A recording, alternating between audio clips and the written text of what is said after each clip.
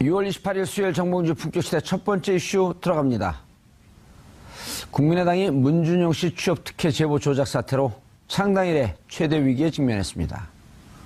국민의당 지도부가 대국민 사과를 하고 철저한 진상조사를 다짐했지만 사건 내용이 워낙 충격적이라 진화되지 않고 있습니다. 이 문제와 관련해 두 분 모시고 말씀 나눠보도록 하겠습니다. 장윤선 오마이뉴스 기자 나오셨습니다. 네, 안녕하세요. 예, 점점 사건의 규모, 네.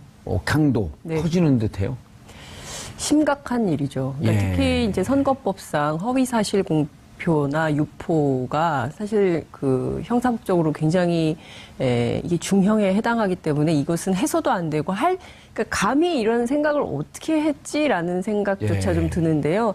이것은 조사해서 당 정체가 경우에 따라서는 해체 그리고 책임자가 처벌되는 수위가 굉장히 높아질 수도 있겠다 이런 생각이 좀 듭니다. 당이 해체될 위기까지 가진 않을까요?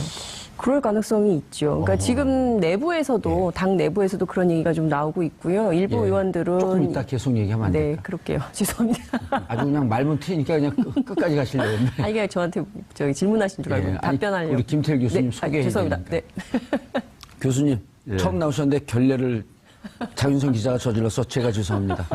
예. 김태일 국민의당 혁신위원장 자리하셨습니다. 네, 안녕하세요. 예, 지금 영남대 정치외교학과 교수. 네. 학장도 하시지 않았나요? 예, 정치행정대학 학장도 지내고요. 예, 총장은 안 하셨나요? 총장은 안 했습니다. 영남대. 예. 거기가 박근혜 대통령하고 아주 밀접한 관계가 있는 데가 아닌가요? 예, 뭐 또 박근혜 대통령 이전에는 예. 경주 최부자라고 아실 겁니다. 우리나라 최고의 노블리스 오블리주를 가진 예. 부자죠. 그분들께서 1947년에 자그마한 단과대학을 세웁니다.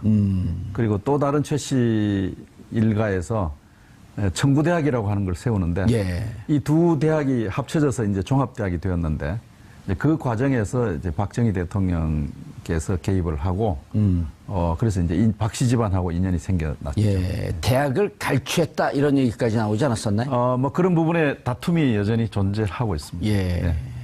아하. 그 과정을 뭐 설명을 드리면 시간이 길지만 예. 그 최부자가 대학을 세워서 사정이 어려워지니까 영남의 또 다른 이름난 부자인 이병철 예. 씨 가문에게 자네들이 좀 이 대학을 맡아주시게 이렇게 해서 그 학교를 맡겼습니다. 그런데 이병철 씨가 사카린 밀수 사건 때문에 박정권 하에서 굉장히 어려움을 겪었지 않습니까? 예. 그래서 그 어려움 겪는 과정에서 뭐 회사도 헌납하고 이렇게 했는데 그때 말하자면 대학을 이렇게 넘겨준 셈이 되었습니다. 예, 그래서 알겠습니다. 그 대학의 어떤 역사와 그 레지티머시라고 하는 것이 예.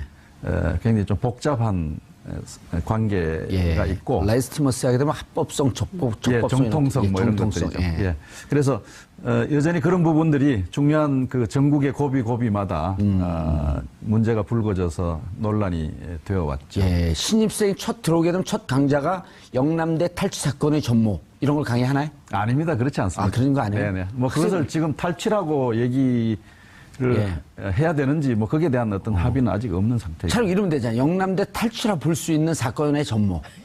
그렇지 않습니다. 끝까지 안 낚이시네. 네. 이게 예. 몇 가지 그 중요한 그 설명이 필요한 대목이 있는데 예. 현재로서는 뭐 그 어떤 방식으로 정리하느냐에 대한 예. 합의가 아직 없는 상황이고. 알겠습니다. 네. 그런데 한겨레 신문의 전설의 명기자 성한영 기자가 교수님을 김태일 교수님을 민주당 지도 교수라 이렇게 칭했어요. 왜 그랬어요? 제가 열린우리당 때부터 뭐 바로 얼마 전까지 예. 당의 쇄신 작업에 계속 참여했습니다. 2003년도 열린우리당이 만들어지는 과정에서 뭐 강령 그다음에 당헌 당규 뭐 이런 거 만드는 작업, 그다음에 뭐 당의 노선을 뭐 조직 노선을 대중정당으로 할 거냐, 뭐 원내정당, 지지자 정당 모델로 할 거냐, 뭐 이런 논란들이 많았지 않습니까? 정 의원님 예. 잘 아시는 바와 같이. 저는 그때 교수님을 뒷골목 소주집에서 만난 기억밖에 없습니다. 그래서 예. 그런 작업들을 쭉 해왔어요. 기억에 남는 작업 중에 하나는 2005년인가 6년에 그 사회통합적 시장경제라는 강령 기초위원장을 제가 했습니다. 그 김영춘 의원이 위원장 하다가 예. 뭐 지도부 출마하는 바람에 제가 맡게 됐고요. 그 다음에 비상대책위원도 했고요. 예. 그 다음에 2010년에 당 쇄신 특위의 자문단장 역할도 했습니다. 그래서 고비고비 그 쇄신 작업에 제가 참여를 했기 때문에 그 서한영 기자께서 민주당의 지도교수라는 별명을 붙여주었는데 민주당이 어려울 때마다 와서 쇄신 혁신의 그 좀 꾸준히 일을 맡아서 수리공이죠. 예. 그래서 저는 그 별명을 굉장히 아주 자랑스럽게 예. 고맙게 그런데 생각합니다. 이번에 지금 국민의당 당원은 아니시잖아요. 네, 아닙니다. 그런데 혁신위원장으로 위촉이 됐어요? 네. 한 달쯤이죠? 예. 어느 분 제안을 받고? 뭐 하여튼 모처에서 전화가 예. 왔습니다. 맡아줘라. 예. 저는 이제 하루 저녁 생각했어요. 예. 이제 정권 교체는 했고, 예. 다당제 실현이 역사적 진보다라고 하는 생각이 들더라고요. 다당제, 국민들이 다당제를 만들어준 것이 네. 이거 자체가 역사적 진보의 혁명이다. 그렇습니다. 이 국민들이 지난 총선과 대선 과정에서 우리나라 정당 체제를 이제 양당 체제로부터 온건 다당 체제로 이렇게 바꾸어 주고 있거든요. 근데 이 싹을 잘 가꾸어 가지고 이 다당제가 뿌리를 내리도록 하는 것이 정치 발전에 굉장히 중요한 과제입니다. 저는 이것이야말로 굉장히 중요한 분수령이 될 수 있다고 생각하거든요. 그래서 지지 성향과 무관하게 그중에 한 당인 국민의당을 좀 살리는 역할에 지지 성향이라고 해봐야 뭐 그야말로 뭐 파티잔십 이렇게 말하면 어느 정당을 지지하느냐 문제에 있어서는 뭐 그렇게 말할 수 있으시지만 적어도 정체성 측면에서 보면 뭐 그 개혁 혹은 중도 개혁 노선이라고 하는 것이 뭐 크게 이질적인 것이라거나 그렇죠. 뭐 다른데 어디 갔다거나 할 수는 없지 않습니까? 그래서 저는 이 국민의당을 살려야 되겠다. 왜? 다당제 실현이 역사적 진보이기 때문에 하는 것입니다. 그래서 이 국민의당이 다당제 실현을 위한 뭔가 실마리를 찾도록 그런 역할을 하도록 하는 것이 저의 꿈입니다. 그래서 국민의당이 앞장서서 선거제도 개혁하고 뭔가 이 지역주의에 기반한 양당 기득권을 좀 넘어서는 어떤 역사적 전환의 주인공이 되도록 했으면 좋겠다 하는 것이 이제 제 포부이죠. 예, 알겠습니다. 그런데 오늘 오셔서 깜짝 놀랐죠? 제가 여기 있는지 몰랐죠? 아니 뭐 이렇게 저렇게 어디서 뭘 하신다는 건 알았지만 왜냐하면 저희 품격 시대가 제가 그저께까지는 아무도 안 보는 줄 알았는데 유튜브로 엄청나게 많은 사람이 보고 있더라고요. 그렇습니까? 그 교수님 오셔서 어쨌든 반갑습니다. 지난번에 수년 전에 대구에서 만나고 뒷골목 소주집에서 저 봉화 산골에 있을 때 알겠습니다. 자, 장 기자님. 네. 지금 상황이 커지는데 지금 이 녹음 파일을 조작했다는 거 아닙니까? 그렇죠. 일종의 아이들로 치면은 역할놀이? 역할극처럼 본인의 핸드폰, 아들 핸드폰, 회사 핸드폰 세 개 놓고 여기다가 이거 올리고 여기다 이거 올리고 여기다 이거 올려서 조작을 했다는 건데요. 잠깐만요. 지금 법률 검토가 끝났답니다. 아, 그래요? 지금 그 2분 40초짜리 녹음 파일 원본을 한번 역사상 최초로 단독 보도. 단독은 늘 단독이죠. 그 음성 파일을 교수님 못 들어보셨죠? 네, 못 들었어요. 지금 들어보시고 그리고 변조되지 않은 원본 파일이라는 거죠. 저희는 그 4월도 가짜는 가라. 그 변조된 거 안 씁니다. 있는 그대로. 자, 한번 좀 틀어주시죠. 여보세요? 여보세요? 익수님, 늦은 시간에 죄송해요. 저번에 제가 잠깐 카톡에서 여쭤봤었던 내용인데요. 뭔데?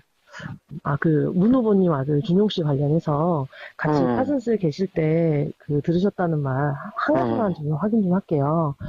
그게 본인이 뭐 이렇게 지원을 해서 이렇게 합격을 한 그런 게 아니라 어느 날 부친이 갑자기 어디다 야 뭐 원서 하나 내봐 이렇게 해가지고 했다고 들었는데 그게 맞나요? 그건 자세한 건 모르겠는데 네. 듣기로는 그렇게 들었어.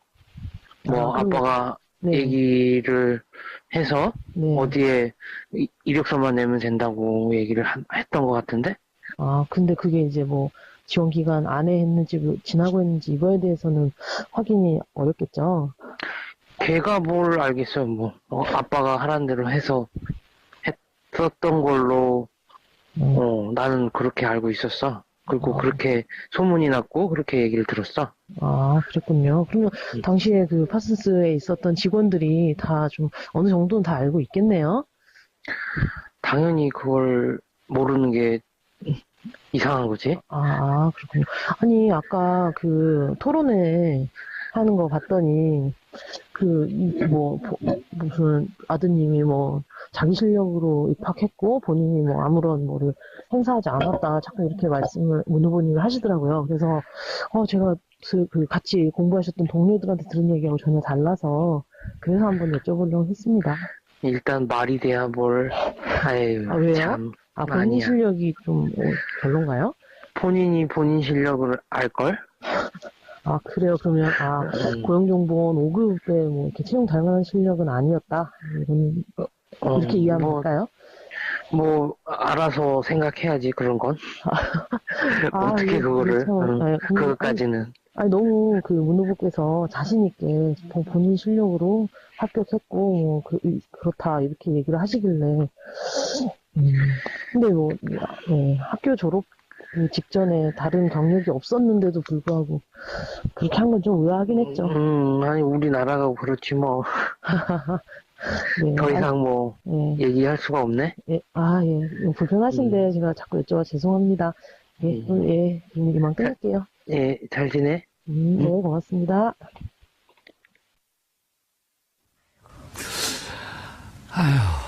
자, 우리 김철 교수님 말씀 들어주시면서 시청자 여러분들께서도 의견 주시기 바라겠습니다. 샵 5400, 샵 5400 정보 이용료 100원이 부과됩니다. 문자 보내주시기 바라겠습니다. 장 기자님. 네. 잘 지내? 그러니까 저 남자 목소리가 누군지 아시죠? 동생이라는 거잖아요. 남동생. 동생이요. 예, 남동생, 그 사촌 남동생을 시켜가지고 했다는 건데요. 그러니까 이 과정을 쭉 들여다보면, 그러니까 물론 이제 검찰 조사를 통해서 사실 관계가 명명백백하게 밝혀지긴 하겠습니다만, 이게 어떤 그러니까 그 정치를 갈망하는 한 정치 지망생의 자작극이라고 보기에는 이게 어쨌든 이제 카이스트를 졸업한 학생이고 안철수 대표하고도 후보하고도 상당히 관계가 깊었던, 정치적으로 인연도 깊었던 이런 걸 종합적으로 판단을 해보면 이게 과연 혼자의 판단으로 이렇게 할 수 있었을까? 그러니까 물론 이제 국민의당에서는 이게 개인의 자작극이다 이렇게 계속 얘기를 하고 있고, 두 차례 걸쳐서 이용죽 공명선거 추진단장도 계속 그와 관련된 얘기를 하고 있지만, 액면 그대로 받아들이기에는 여러 군데가 좀 증명이 필요한 대목들이 있는 것 같습니다. 예, 교수님 들어보시니까 어때요? 변조된 것을 풀어보니까 교수님하고 얘기했는데 왠지 목소리가 앳된 목소리가 밑에 이렇게 깔려 있네요. 예, 남자분이요. 네네. 예. 참 어이가 없어서 다들 우리 세 사람이 허탈한 웃음을 지금 짓고 있는데 있을 수 없는 일이 일어난 겁니다. 아니 정치권에 오래 계셨잖아요. 훈수도 많이 여러 드시고. 지켜봤죠. 그런데 저도 강심장이라고 하게 되면 5천만 분의 1인데 저도 저런 거 조작할 생각을, 아니 정치권에 있으면서 저런 거 조작을 해야 되겠다. 이거 옛날에 진짜 막걸리 방공법이 있을 때도 저런 거 안 하는 거거든요. 예. 그래서 한편에서는 이제 뭔가 저분의 배후에 어떤 뭐가 있을 것이다. 집단과 조직의 어떤 그 조력이 있지 않았겠느냐, 혹은 공모가 있지 않았겠느냐 이렇게 생각할 수 있고요. 또 한편으로는 이제 저분이 그 정치적 초년병이어서 저렇게 겁 없이 일을 저지를 수 있었던 게 아니냐 이렇게 또 볼 수도 있어요. 사실은 아시겠지만 정치권에서 조금만 생각을 해본 사람은 저 일이 얼마나 어마어마한 일이라는 것을 다 알지 않습니까? 감히 저런 일을 하기는 어렵거든요. 근데 청춘 콘서트 때부터 보면 저 이유미 씨가 안철수 후보가 정치권에 들어온 게 2011년이거든요. 그럼 정치권에서 같이 이 살을 부대끼면서 지낸 게 아유미 씨도 6년이에요. 근데 6년 동안 격동의 시기를 거쳤거든요. 12년에 대선 후보 갔다가 포기했죠. 양보했죠. 2016년에 총선했었죠. 그리고 그 전에 또 그 재보궐선거 했었죠. 이번에 또 대선 있었죠. 이러면서 지금 4건의 선거를 집중적으로 치렀기 때문에 어찌 보면 정치의식이 압축 성장한 시기라고 볼 수도 있을 텐데. 기술이 기술이 압축 성장을 한 모양이죠. 정치 기술이. 야, 저거를 정말 보통 그 강심장이 아니고선 이제 저지를 수 없는 일이고. 근데 가면서 또 당원이나 기자들한테 보낸 문자도 나를 케어하지 않는다. 꼬리 자르기 하고 있다. 이런 식으로 섭섭함을 또 문자로 보냈단 말이에요. 예. 그건 이용주 의원 얘기를 들어보니까 예. 그 대목은 섭섭함이 아니라 완전히 이렇게 책임을 떠넘기는 이 프레임 전략인 의도적으로. 것 같아요. 예. 이용주 의원 얘기로는 예. 당이 케어하지 않는다라고 하는 말의 그 맥락은 이런 것이었대요. 이제 이분이 이용주 의원한테 와서 고백을 하니까 6월 24일이죠. 예, 그것이 사실이라면 당이 당신을 도와주기 어렵다. 이런 얘기를 했다는 거예요. 예. 그거를 또 뒤집어 가지고 또 당을 엮어 드리려고 하는 뭐 그런 얘기가 아니냐 이렇게 또 해석과 추측을 할 수가 있어요. 그러니까 저분이 아주 나쁜 일을 집중적으로 배운 것은 사실인 것 같죠. 저분의 스승은 누굴까요? 나쁜 일을 가르친. 근데 이제 저분에 대해서 저는 이제 저분의 어떤 범법 사실이 일차적으로 우리가 주목해야 될 일이고 또 하나는 저것을 거르지 못하는 그게 더 문제죠. 국민의당의 그 체계와 내부 능력의 문제이죠. 우리 뭐 두 분 다 아시겠지만은 정당이라고 하는 것은 온갖 욕망의 찌꺼기들이 다 몰려오는 것이잖아요. 좋은 욕망, 나쁜 욕망 뭐 이런 것들이 다 오고 또 누구나 쉽게 접근할 수 있는 거예요. 맞습니다. 중요한 의사결정에. 무슨 뭐 증명서가 있는 것도 아니고 말이죠. 그러나 기존에 좀 제도화된 정당들은 그런 것들을 잘 걸러낼 수 있는 장치를 가지고 있다고요. 서로 경계하고 견제하고 또 어떤 관찰하는 이런 제도적 장치와 정치적 메커니즘을 통해서 된 사람 안 된 사람 이렇게 걸러내지 않습니까? 이제 그런 체제에 구멍이 나 있었다고 하는 것이 우리가 굉장히 주목해야 될 대목이고요. 나중에 또 추가적으로 말씀을 드리겠습니다. 저희가 좀 취재를 해보니까, 그러니까 이유미라는 여성의 캐릭터가, 그러니까 그 여수 출신이고 여수 여고를 나왔더라고요. 그래서 이제 지난 총선 때는 이용주 의원하고 둘이 경선을 해서 떨어졌어요. 그래서 본인이 이 공천에서 탈락한 것에 대해서 상당히 이제 그 불만을 가지고 농성도 앙심을 하고. 두고 있었어요?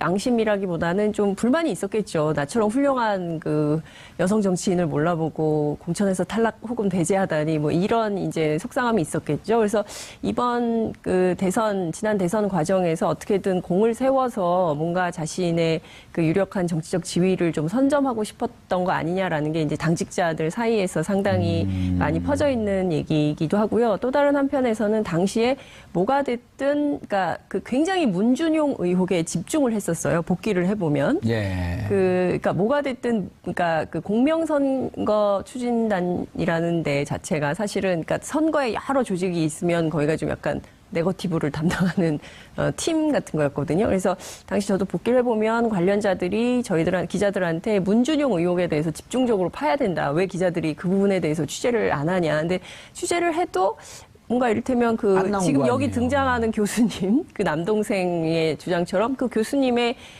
인터뷰를 좀 하고 싶다. 왜냐하면 크로스 체크를 해서 확인이 돼야 기사를 쓸 수 있거든요, 기자들은. 근데 확인이 안 되면 기사 쓰기가 굉장히 어려운데 그 부분에 대해서도 국민의당이 적극적으로 확인은 안 해주고 지나치게 의혹 제기만 했었거든요. 그랬을 때 이제 뭐 이메일 주소 알려주고 이걸로 이제 가름하자 이런 거였는데 워낙 뭐 이게 그 사회적으로 일파만파 커지니까 그 교수님 자체가 뭐 말씀을 안 하고 싶어 한다. 그래서 기자들이 좀 기다려달라. 당은 그것을 이해했다는 건데 지금 보면 그 검증 자체가 굉장히 부실했고 그냥 이거저거 다 던져놓고 선거 끝나면 어차피 다 취하하는 거니까 괜찮은 거 아니야. 뭐 이런 식의 묻지마 공세를 했던 것은 아닌가 이런 생각이 좀 들기도 합니다. 이 음성만 아니라 이제 카카오톡 대화도 또 조작을 했단 말이에요. 근데 가증스럽죠. 가증스럽다는 말이. 그런데 이제 그때 당시 민주당에서 당시 파슨스 스쿨에 다녔던 학생이 3명이었고 시기나 이런 전체적으로 변조된 것을 들어보니 납니다라고 하면서 자기 실명을 밝히면서 나타난 친구가 있었거든요. 있었죠. 그리고 나는 그런 얘기를 한 적이 없고 한 명은 미국에 있었고 남학생 3명 중에 난데 그럼 그 미국에 있는 친구한테 들었을 리는 없고 그 친구는 잘 모른다 그런 내용을. 그건 나다. 그렇게 적극적으로 민주당에서 반박을 하면서 나왔고 또 하나 그때 내용 중에 하나가 문준용 씨는 아빠란 표현을 안 쓴다. 아버지라고 한다. 그럼 아주 구체적으로 총론도 그렇고 디테일도 그렇고 파고 들어오면서 검증을 하자 이렇게 제안을 했던 거거든요. 그거를 왜 외면했을까요? 글쎄 말입니다. 그 마지막 단계에서는 뭐 이런 일도 있었다고 그러죠. 실제로 뭐 기자회견해서 이것을 좀 문제를 공개적으로 삼자라고 하니 예. 그제서야 이유미 씨가 하지 말자고 이게 그렇죠. 주저하고 말렸다는 거예요. 예. 이제 그 신호가 무엇인지를 이제 깊이 생각을 안 한 것 같죠. 이유미 씨는 뭔가 자기 공으로 좀 이렇게 떠벌리고 나서 이 문제가 심각해질 수 있다고 생각하니까 아마 발을 빼려고 했던 것 같은데 예. 이제 그런 징조를 놓친 것도 뭐 당이 현재 통탄을 해야 될 일이 아닌가 이렇게 그리고 생각합니다. 이용주 의원도 뭐 본인은 몰랐다고 하고 이준서 씨도 몰랐다고 하는데 이준서 씨 몰랐다고 하는 거는 둘의 대화 내용을 보면 이제 그것은 사실이 아닌 거로 좀 나오는 거죠. 그리고 이용주 의원은 복수의 사람들부터 확인했다 해서 복수가 누구냐 했더니 한 방송에서 이준서 씨와 제보자다 이렇게 얘기를 했는데 제보자 2명이 아니고 이런 것도 좀 석연치 않지 않나요? 부장검사 출신이.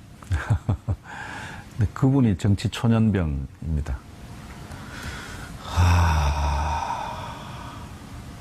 근데 지금이라도 털어놓자. 옛날 뭐 어머니들이 말씀하시는 표현을 빌리자면 눈에 뭐 씌인 게 아니냐 이렇게 그 표현할 수도 있겠고요. 예. 뭐 그것을 좀 사회학적으로 풀어서 얘기하면 그 선거 막바지에 안철수 후보의 지지율이 막 내려가고 있었지 않습니까? 예, 곤두박질 치고 있었죠. 그런 예. 상황에서 뭔가 공을 세워보겠다고 하는 공명심, 허영심, 뭐 그릇된 욕망 이런 것들을 국민의당이 제대로 잡아내지 못하고 예. 오히려 거기에 말려 들어가 버린 예, 그 무책임의 소재는 뭐 어디까지인지 아직 확인할 수 없습니다만은 국민의당 전체가 이제 그렇게 되어버린 꼴이 됐죠. 국민의당 지도부의 대응은 어떻게 보세요?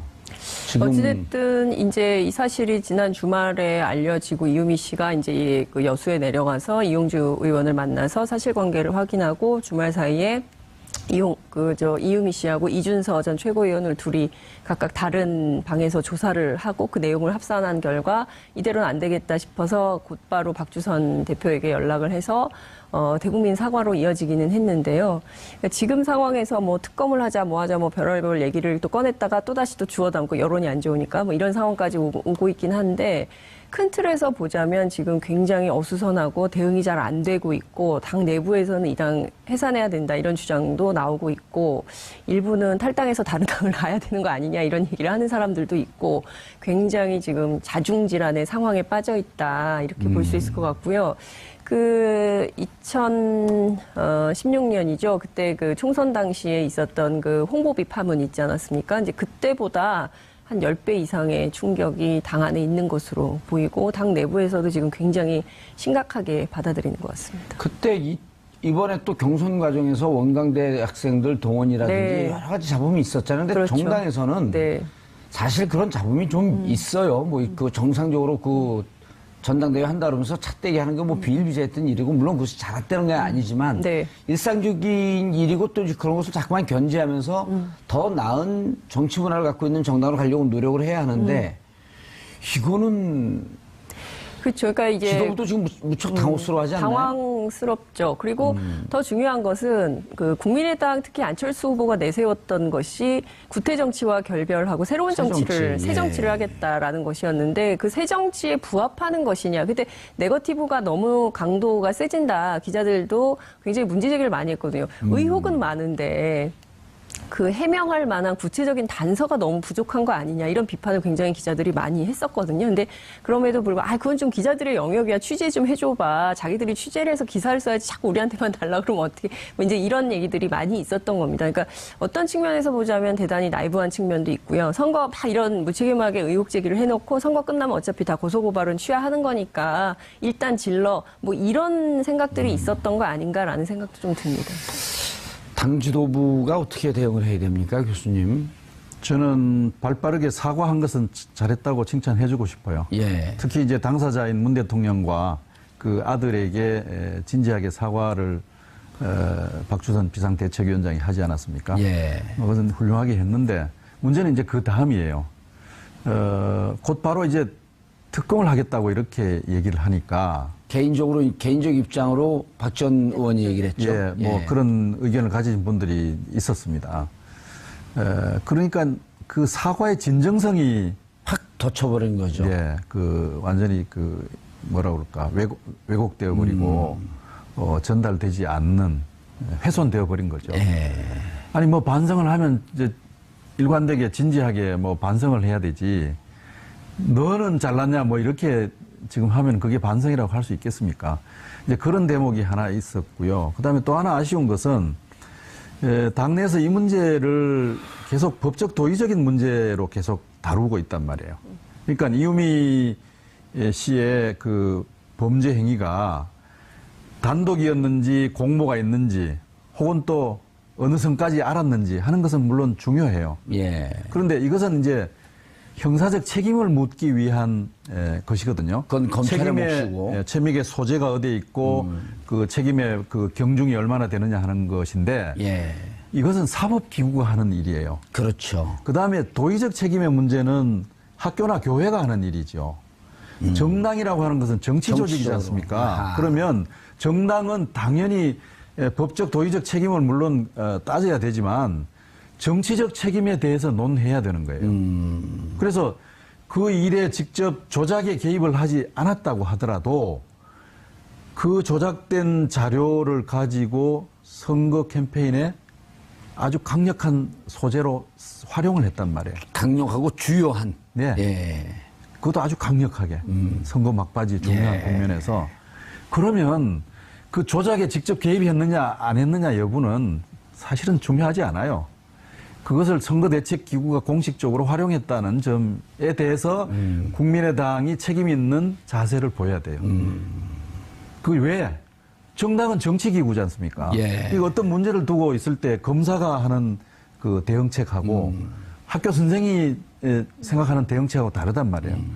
검사는 어떻게 처벌할 것이냐, 죄를 어겼느냐, 멀었느냐. 그 다음에 선생은, 너 좀 얘가 뭔가 좀 뉘우치고 있는지, 뭐 스스로 어떻게 성찰하고 있는지 이 점을 주목하는데 정치기구는 자신이 행한 행위에 대한 정치적 책임을 지는 것이 가장 중요한 기준이고 덕목의 바탕이 되어야 되는데 이 점에 대해서 지금 국민의당이 계속 법적 도의적 수준에서만 얘기하는 거예요. 예를 들면 그 이유미는 국기를 물랑케 한 엄중한 처벌을 해야 될 그런 짓을 했다. 예. 이건 이제 법적 책임에 대한 엄중함의 표현이거든요. 예. 국민들이 기대하는 것은 그 이상의 것이죠. 저희 그 얘기로 국민들이 만족하겠습니까? 듣고 싶지도 않아요. 그러니까요. 누가 이유미와 뭐 이준서가 같이 했느니 안 했느니 또 그것을 뭐 사전에 어디까지 알았느니 안 눈치를 알았느니. 챘느니 아니 이건 별로 중요한 게 아니에요. 이미 이것은 선거 과정에서 중요한 소재로 활용한 것이에요. 그러면 그 범위 내에서 책임 있는 얘기를 해야 됩니다.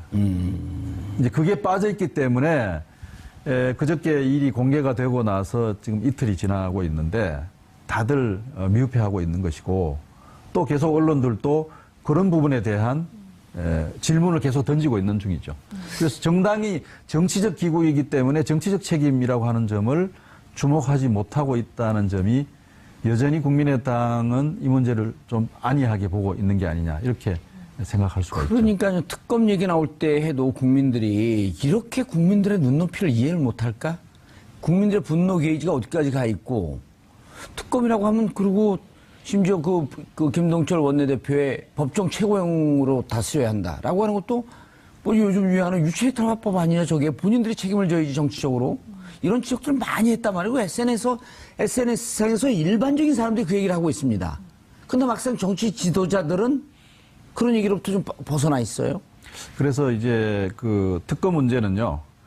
우선 이 사과하고 예. 그 사죄가 받아들여지고 이 문제가 정리되면 그 다음에 뭐 그 특혜 채용 문제는 나중에 다루자라고 이렇게 정리를 한 건가 봐요. 예. 했지만은 이미 뭐 특검 논란이 국민들에게 많은 실망을 아젠다 입에 건드렸죠. 예, 그랬고 이제 남은 것은 역시 법적 도의적 문제가 아니라 정치적인 정치적. 문제에 대해서 국민의당이 어떤 정치적 책임을 표현할 것이냐 하는 것이 남아있는 과정. 예. 장 기자님, 지금 교수님 말씀이 저는 제가 친한 분이어서 이제 귀에 쏙쏙 와닿는데요. 예, 그렇기도 하고 저희가 취재를 좀 해보면 동의를 안 하시네? 네? 동의를 안 하세요?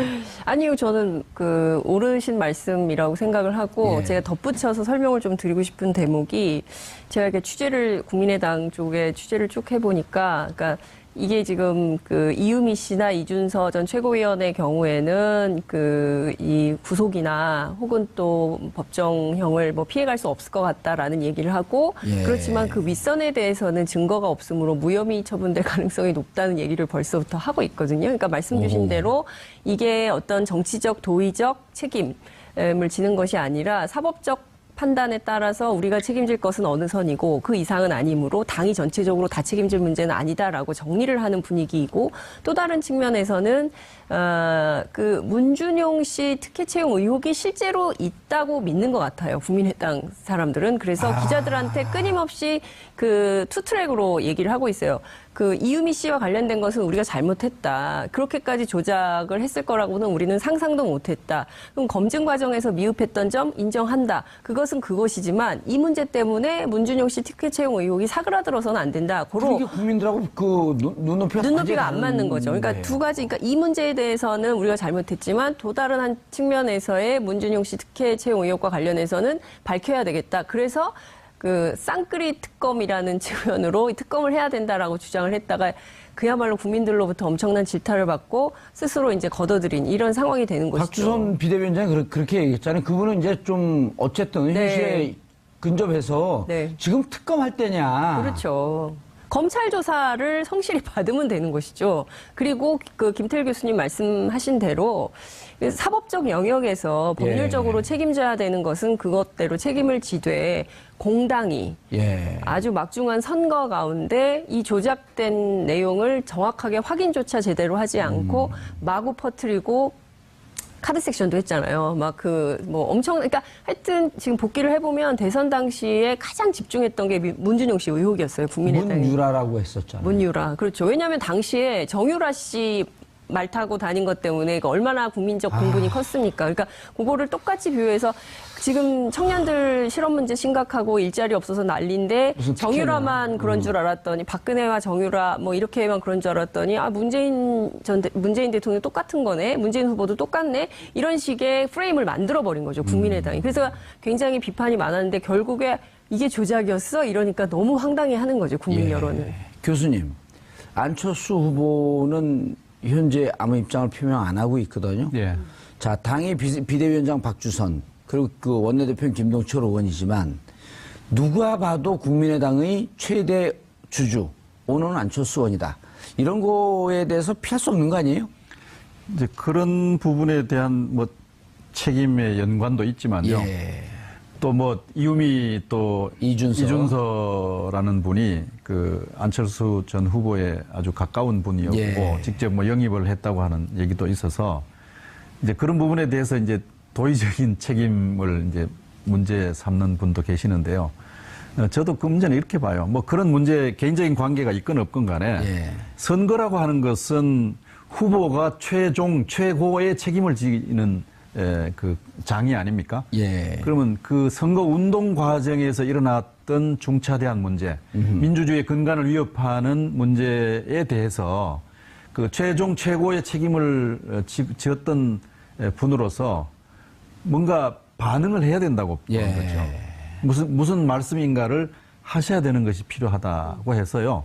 저는 오늘 뭐 오전 몇 개 언론 인터뷰에서 그 안철수 전 후보가 뭔가 말씀을 하셔야 된다. 이렇게 얘기를 드렸습니다. 그랬더니 뭐 어쩌고저쩌고 하는 얘기가 뭐 꼬리를 물었는데 예, 제 생각은 그렇습니다. 그 안철수 전 후보가 이 위기 상황에서 뭔가 주도적으로 국민들이 바라는 국민들의 눈높이에서 대응을 하고 그 과정에서 좀 지도력을 보여주었으면 좋겠다. 위기 수습의 지도력. 그러니까 뭔가 잘못을 저지르고 오류가 있었을 때 그것을 고쳐가고 국민들에게 사과와 용서를 비는 이런 것도 정치 지도자의 중요한 능력이고요. 그럼요, 사과할 이 줄 알아야죠. 국면에서 예. 지도력을 보여줄 수 있는 것이죠. 저는 안철수 후보가 이렇게 자꾸 방어적으로 이 문제를 보실까봐 좀 걱정인데 물론 얘기는 안 해봤습니다만은 예. 오히려 이런 위기 상황, 그 집단적으로 처하고 있는 위기 상황을 예. 잘 헤쳐나갈 수 있는 지도력을 보임으로써 정말로 여전히 남아있는 우리의 지도자 중에 한 사람으로 자기 자리를 매기고 또 내공을 다져가고 그럼으로써 개인의 어떤 정치적 비전이나 본인을 서포트했던 국민의당과 지지자들에게 뭔가 좀 안심할 수 있는 예. 그런 모습을 보였으면 하는 바람을 가지고 있습니다. 예. 안철수 전 후보를 뭐 제가 막 질타하고자 하는 함이 아니라 예. 이런 과정에서 적극적으로 나서서 이 위기 수습을 하는 그런 지도력을 리더십을 보여라. 예. 그것은 뭐냐 하면 국민들에게 사죄하고 이 문제에 대해서 무슨 법적으로 내가 책임이 있네 없네 이 사람 나는 안 해 모르네 이게 아니라 그러니까요. 전체적으로 예. 이건 내가 책임진다. 예. 이런 모습을 보이시는 게 좋지 않겠나. 알겠습니다. 그런 예. 안타까운 생각에서 말씀을 드렸습니다. 교수님 시간 내주셔서 감사합니다. 네. 예. 국민의당이 국민들의 눈높이하고는 조금 다른 생각을 하고 있는 것 같습니다. 이러저러한 얘기를 많이 말씀을 드리고 싶지만 시간 내서 정봉주의 품격 시대라도 좀 보시면 좀 아이디어를 찾지 않을까. 우왕좌왕 자중질환 벌이지 말고 방금 교수님 말씀 말 맞다나 이렇게 어려운 시기에 지도력을 발휘해서 파도를 뚫고 나가는 그러한 선자의 모습을 보이면 그나마 남아있던 지지자들도 박수를 보내지 않을까 하는 생각입니다. 국민들이 이래저래 스트레스를 좀 많이 받고 있습니다. 헤아려 주시기 바라겠습니다.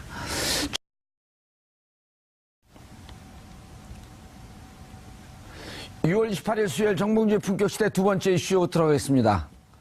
정부조직법상 장관은 17명이 있습니다. 그중에 이미 임명된 장관은 김현미 국토부 장관까지 총 6명입니다. 그리고 이번 주에 인사청문회 치른 장관 5명. 새 정부가 내각을 빨리 완성하고 국정을 정상화하려면 이번 한 주가 중요한 슈퍼 위크입니다. 오늘 송영무 국방장관 후보자의 청문회부터 야권의 현미경 공세가 따갑게 쏟아졌습니다. 과연 송영무 후보자는 청문회를 무사히 통과할 수 있을까요? 이 문제 관련해 세 분 모시고 말씀 나눠보도록 하겠습니다. 장윤선 오마이뉴스 기자 계속 자리해 주고 계시고요.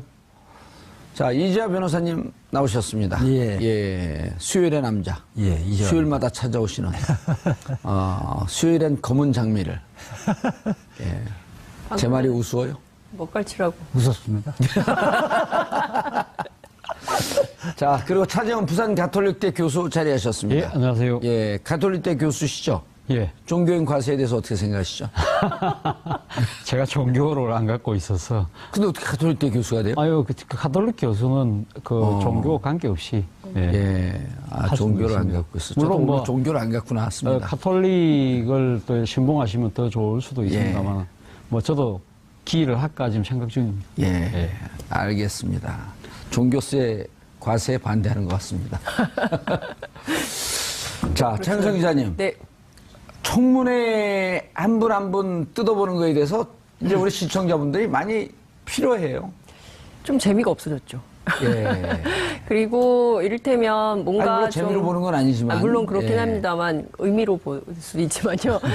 어쨌든 인사청문회를 하면 그러니까 국민들의 기대치가 있거든요. 그러니까 예. 의원들이 세게 준비해서 뭔가 그동안 알려지지 않았던 사실을 국민들께 새롭게 밝힌다거나 아니면 그러니까 그러니까 일종의 썸씽류 같은 게 좀 있어야 국민들의 관심이 환기가 되고 청문회에 집중하게 되고 뭐 이런 측면이 있고 또 다른 측면에서는 그러면 국민들의 삶과 관련돼 있는 정책적인 질의를 많이 해서 우리 정책 앞으로 저런 사람이 장관이 된다면 관련된 부처의 그 정책 방향이 어떻게 바뀌겠구나라는 걸 기대할 수 있을 텐데 그런 내용도 없는 거예요. 그러니까 국민들 입장에서 볼 때는 이것도 아니고 저것도 아니고 아무것도 아니기 때문에 굳이 볼 필요가 있을까라는 생각을 하면서 실질적으로는 관심도가 많이 추락한 이런 상황이라고 볼 수 있을 것 같습니다. 그러니까 무슨 막장 드라마의 창피주기식. 막장 드라마는 계속 반전에 그냥 불가측한 사건들이라도 터지잖아요.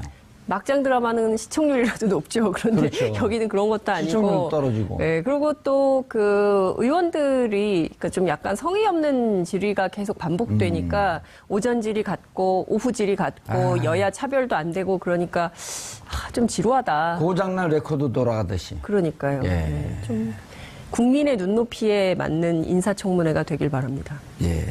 그렇게 되기는 이미 좀 지난 것 같아요. 예. 이재 변호사님. 예.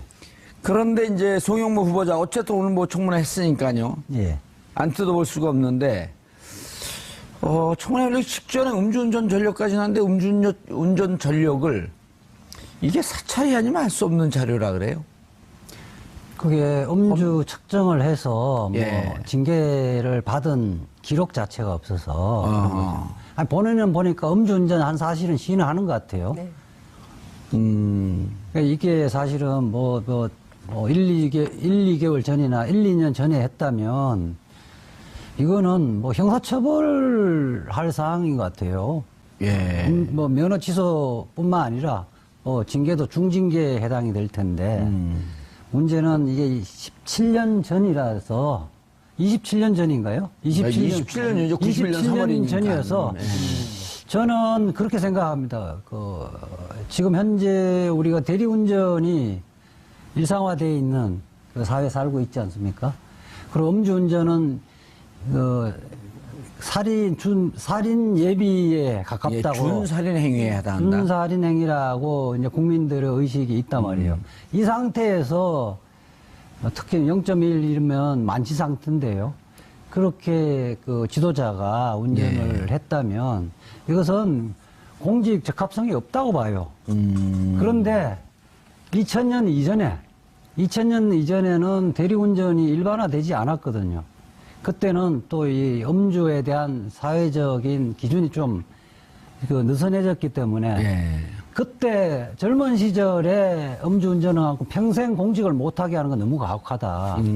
그래서 오늘 오다가 생각하는데 국민들의 마음속에 소멸을 지어는 한 10년 정도 되지 않을까. 그러니까 10년 이전에 그런 거는 스스로가 추천을 하더라도 나는 공직 적합성이 없다, 공직 자격이 없다고 스스로 거절을 해야 되는 건데 이 사안은 조금 애매합니다. 애매하죠.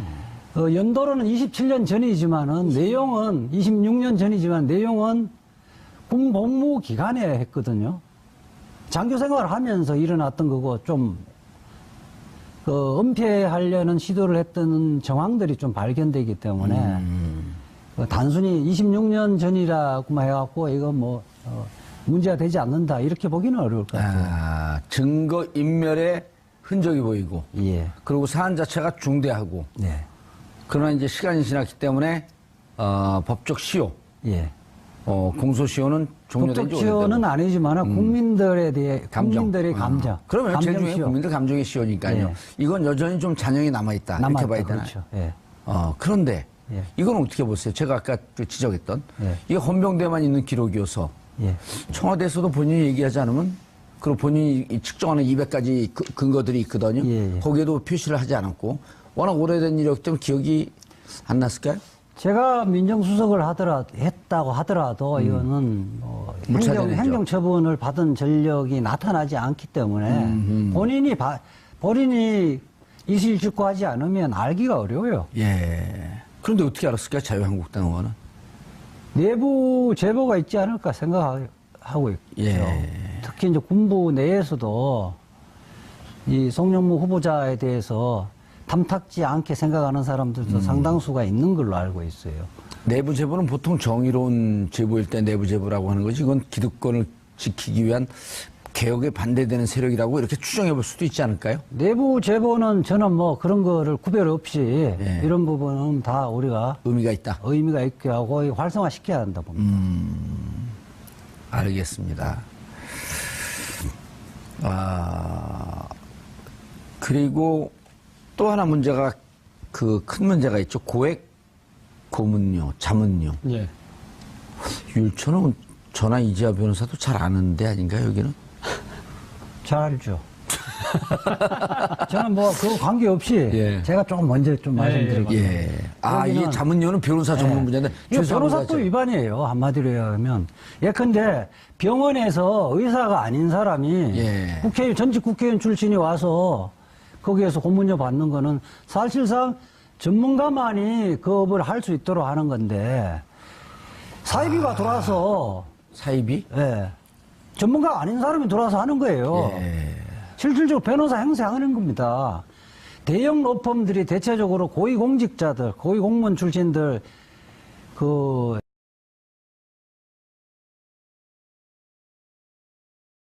지금 고문의 형식으로 하면서 예. 실질적으로 변호사 수임료 일부러 갖고 가는 거거든요. 변호사법 위반 아닌가요? 변호사법 위반인데 지금 뭐 검찰이나 여기서 그 김현장이나 그 대형 로펌들 손을 안 대고 있어서 그렇지 예. 100%다 이거는 변호사법 위반이에요. 보통 이야기하면 브로커예요, 브로커.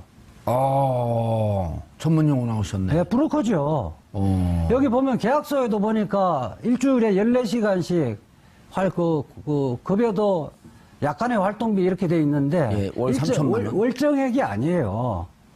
그러니까 사건 수임해서 일정한 프로테지로 준 것 같아요. 그럼 나중에 이제 그 액수를 보면 봐서 나눠봤더니 한 평균적으로 3천만 원 낸다. 3천만 원쯤 되니까 이제 그거는 사후에 맞췄을 흔적이 있다. 그렇게 한 사건, 큰 사건을 수임하면서 월급 형식으로 나눠서 지급했을 수도 있죠. 예.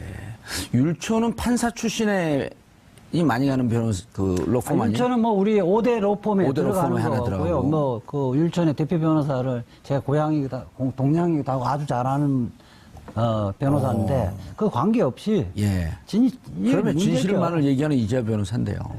진실만을 얘기해요. 안대희 전 국무총리 내정자도 고액 고문료 때문에 예. 문제됐잖아. 안대희 국무총리 내정자는 그때 당시에 변호사 신분을 갖고 있었어요. 예, 알겠습니다. 오늘 단독으로 나오신 게 아니고 차지원 교수 나오셨습니다. 그냥 오늘 밥상 혼자 다 드시려고 그러세요. 뒤에는 제가 안 먹으면 되죠. 차 교수님. 예.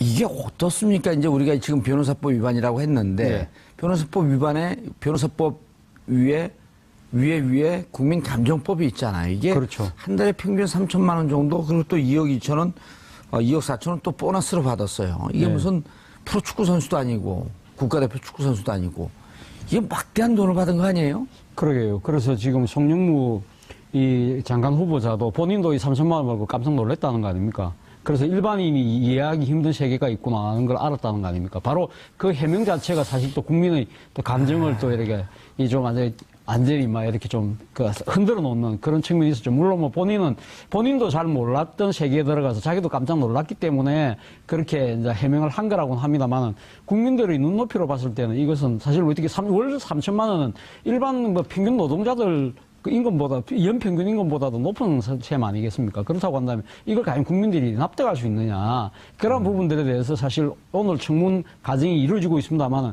끝나고 난 뒤에 국민 여론이 어떻게 움직일까에 따라서 아마 이 거치가 최종 결정되지 않을까 하는 생각입니다. 그런데 저는 사실 어떻게 보면 지금 국민들이 이 사안에 대해서 상당히 비판적이에요. 예. 비판적인데 지금 자고 나면 새로운 것들이 계속적으로 나오고 있는데 오늘도 앞서 이야기했습니다만은 음주운전 사례가 나왔지 않습니까? 예. 음주운전뿐만 아니라 그 음주운전의 기록을 이 경찰을 매수해서 이렇게 그 서류를 수기로 만들어 놓은 서류를 찢어버렸다고 야당 의원이 주장하고 있는 상황입니다. 그 부분에 대해서 송영무 장관 후보자 나는 모르는 일이라고 이야기는 하고 있지만 이 부분을 과연 국민들이 어떻게 받아들일 것이냐의 문제죠. 그런데 저는 또 이 문제는 이 문제대로 상당히 좀 우리가 국민들도 냉철하게 판단해야 되겠지만 또 하나 측면은 우리가 앵커께서 말씀하셨던 대로 사실 이 송영무 장관 후보자에게 왜 그럼 이런 의혹들이 아무나 들여다볼 수 없는 의혹들이 이렇게 끊임없이 제기되느냐. 이 부분에 대해서 오늘 이철희 의원이 이야기를 했습니다. 자신이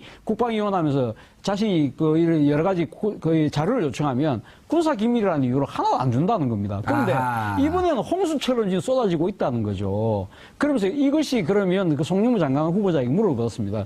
당신이 국방장관이 되면 불편한 사람이 있나? 있는 것 같다. 그런 이야기를 했어요. 예. 그리고 또 송영무 장관 후보자가 해군참모총장 때 상당히 강력하게 개혁을 추진했던 모양입니다. 그래서 당시 해군 내에서도 상당히 좀 나름대로 반발이 있었던 모양인데 그 중에서도 헌병들에 대한 또 이 계획을 많이 했다고 그래요. 그러다 보니까 지금 헌병과 관련된 이야기가 나오는 것도 결국은 송영무 장관 후보자의 총장 시절의 그 개혁 행보에 대한 불만 세력들이 지금 뭔가 조직적으로 저항을 하고 있는 것이 아니냐. 그 부분에 대해서는 이 송영무 장관 후보자가 통과되거든 낙마하든 뭐 그거 별개로 이 부분은 또 한번 들여다볼 필요가 있지 않을까 싶습니다. 예. 그러니까 지금 차 교수님 말씀은 이자 변호사님 말씀하고 같은 가닥으로 나가다 약간 이제 옆으로 그 주자가 틀어졌는데 아니, 어쨌든 투트랙으로 이야기하는 예, 투트랙으로요. 예. 송영무 장관 후보자는 문제가 있다. 뭐 다수의 국민들은 그렇게 보고 있는 것 같습니다. 그리고 예. 그 수임료 부분도 이자 변호사 말씀하셨듯이 오델로폰 같은 데들 그 전직 장관들, 전직 공무원들 일종의 정관의 모셔다가 예. 브로커로 활용하고 있다. 이거 다 위반이다. 예. 변호사법 위반이고 이거 조사하면 다 아니면 문제된다. 저는 뭐 변호사법 위반, 그 실정법에 대한 위반 여부 판단할 정도의 뭐 능력은 예. 안 되니까. 그렇지만 국민들이 생각했을 때는 이해할 수 없는 상황이다. 이해할 수 없는 거죠. 예. 그런데 그러나 그것도 다른 한축으로 이것뿐만으로 이 청문회를 통해서 예. 어쨌든 문재인 대통령의 개혁 드라이브를 좀 흔들려고 하는 그렇죠. 불편한 세력들이 분명히 불만 존재하고 있다. 세력들, 기득권 세력들의 조직적 저항이 지금 바로 하고 있는 것이 아니냐. 그 부분을 우리가 정확하게 들여다봐야 된다. 오늘 밥값 하셨어요. 아니, 예리합니다. 진짜 왜냐하면 송영무 장관 후보자가 부적격이다. 그렇기 때문에 지금 나오는 자료들이 모두가 다 정당하다 이렇게 얘기를 할 수는 없는 거거든요. 그렇죠. 예. 송영무 장관이 부적격이다라고 하면서 딱 일장에서 끝내고 그럼 과연 이 청문회가 또 정상으로 돌아가고 있느냐. 예. 도대체 정보 제공하고 있는 건 누구냐? 예. 이런 것까지도 한번 같이 따져볼 이유가 있겠다. 있다는 거죠. 이 변호사님, 예. 어떻게 생각하세요?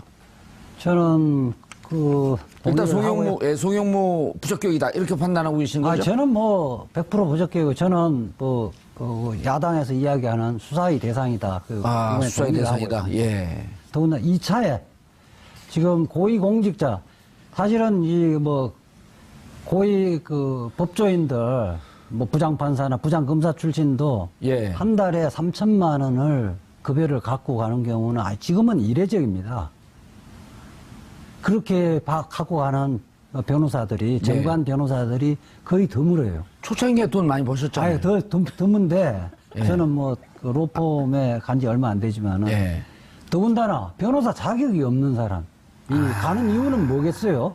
로비를 필요하기 때문에 데려가는 거거든요. 이거 데리고 가는 게 문제네요. 나는 이참에 변호사가 아닌 사람들이 지금 대형 로펌에 득실득실 하거든요. 많아요? 예. 사실은 변호사 사무실에는 변호사와 직원들만 두 단계의 계급이 있는 거예요.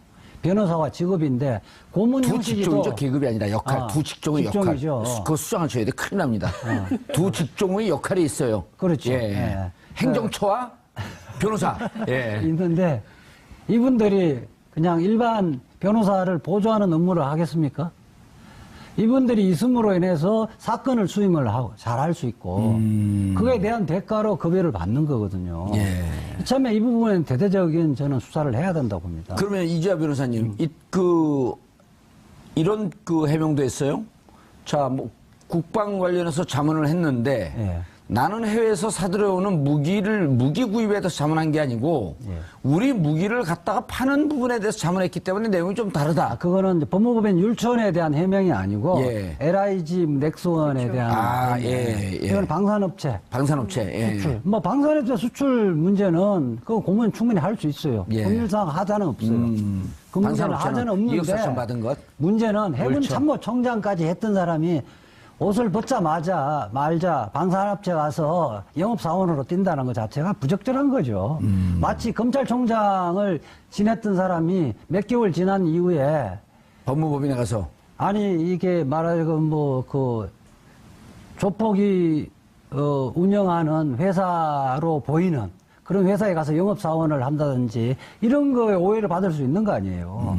네, 오늘 그 청문회에서 재밌는 게 관련된 얘기가 나왔는데 자유한국당의 이정현 의원이 그 송영무 후보자에게 이렇게 물어요. 그러니까 해군참모총장뿐만 아니라 그러니까 군이 됐든 그밖에 어느 조직이 됐든 고위공직을 한 분이 그렇게 많은 능력을 갖고 있는 사람들이 그냥 은퇴하고 끝이 아니라 그 새로운 업체에 가서 이런 자문을 하고 이런 것에 대해서 어떻게 생각하느냐, 그 바람직하다고 생각하느냐, 그렇지 않다고 생각하느냐, 그러니까 좀 약간 멈칫하다가 그런 기회가 있을 때 진출하는 것이 맞다라고 송영무 후보자가 얘기를 해요.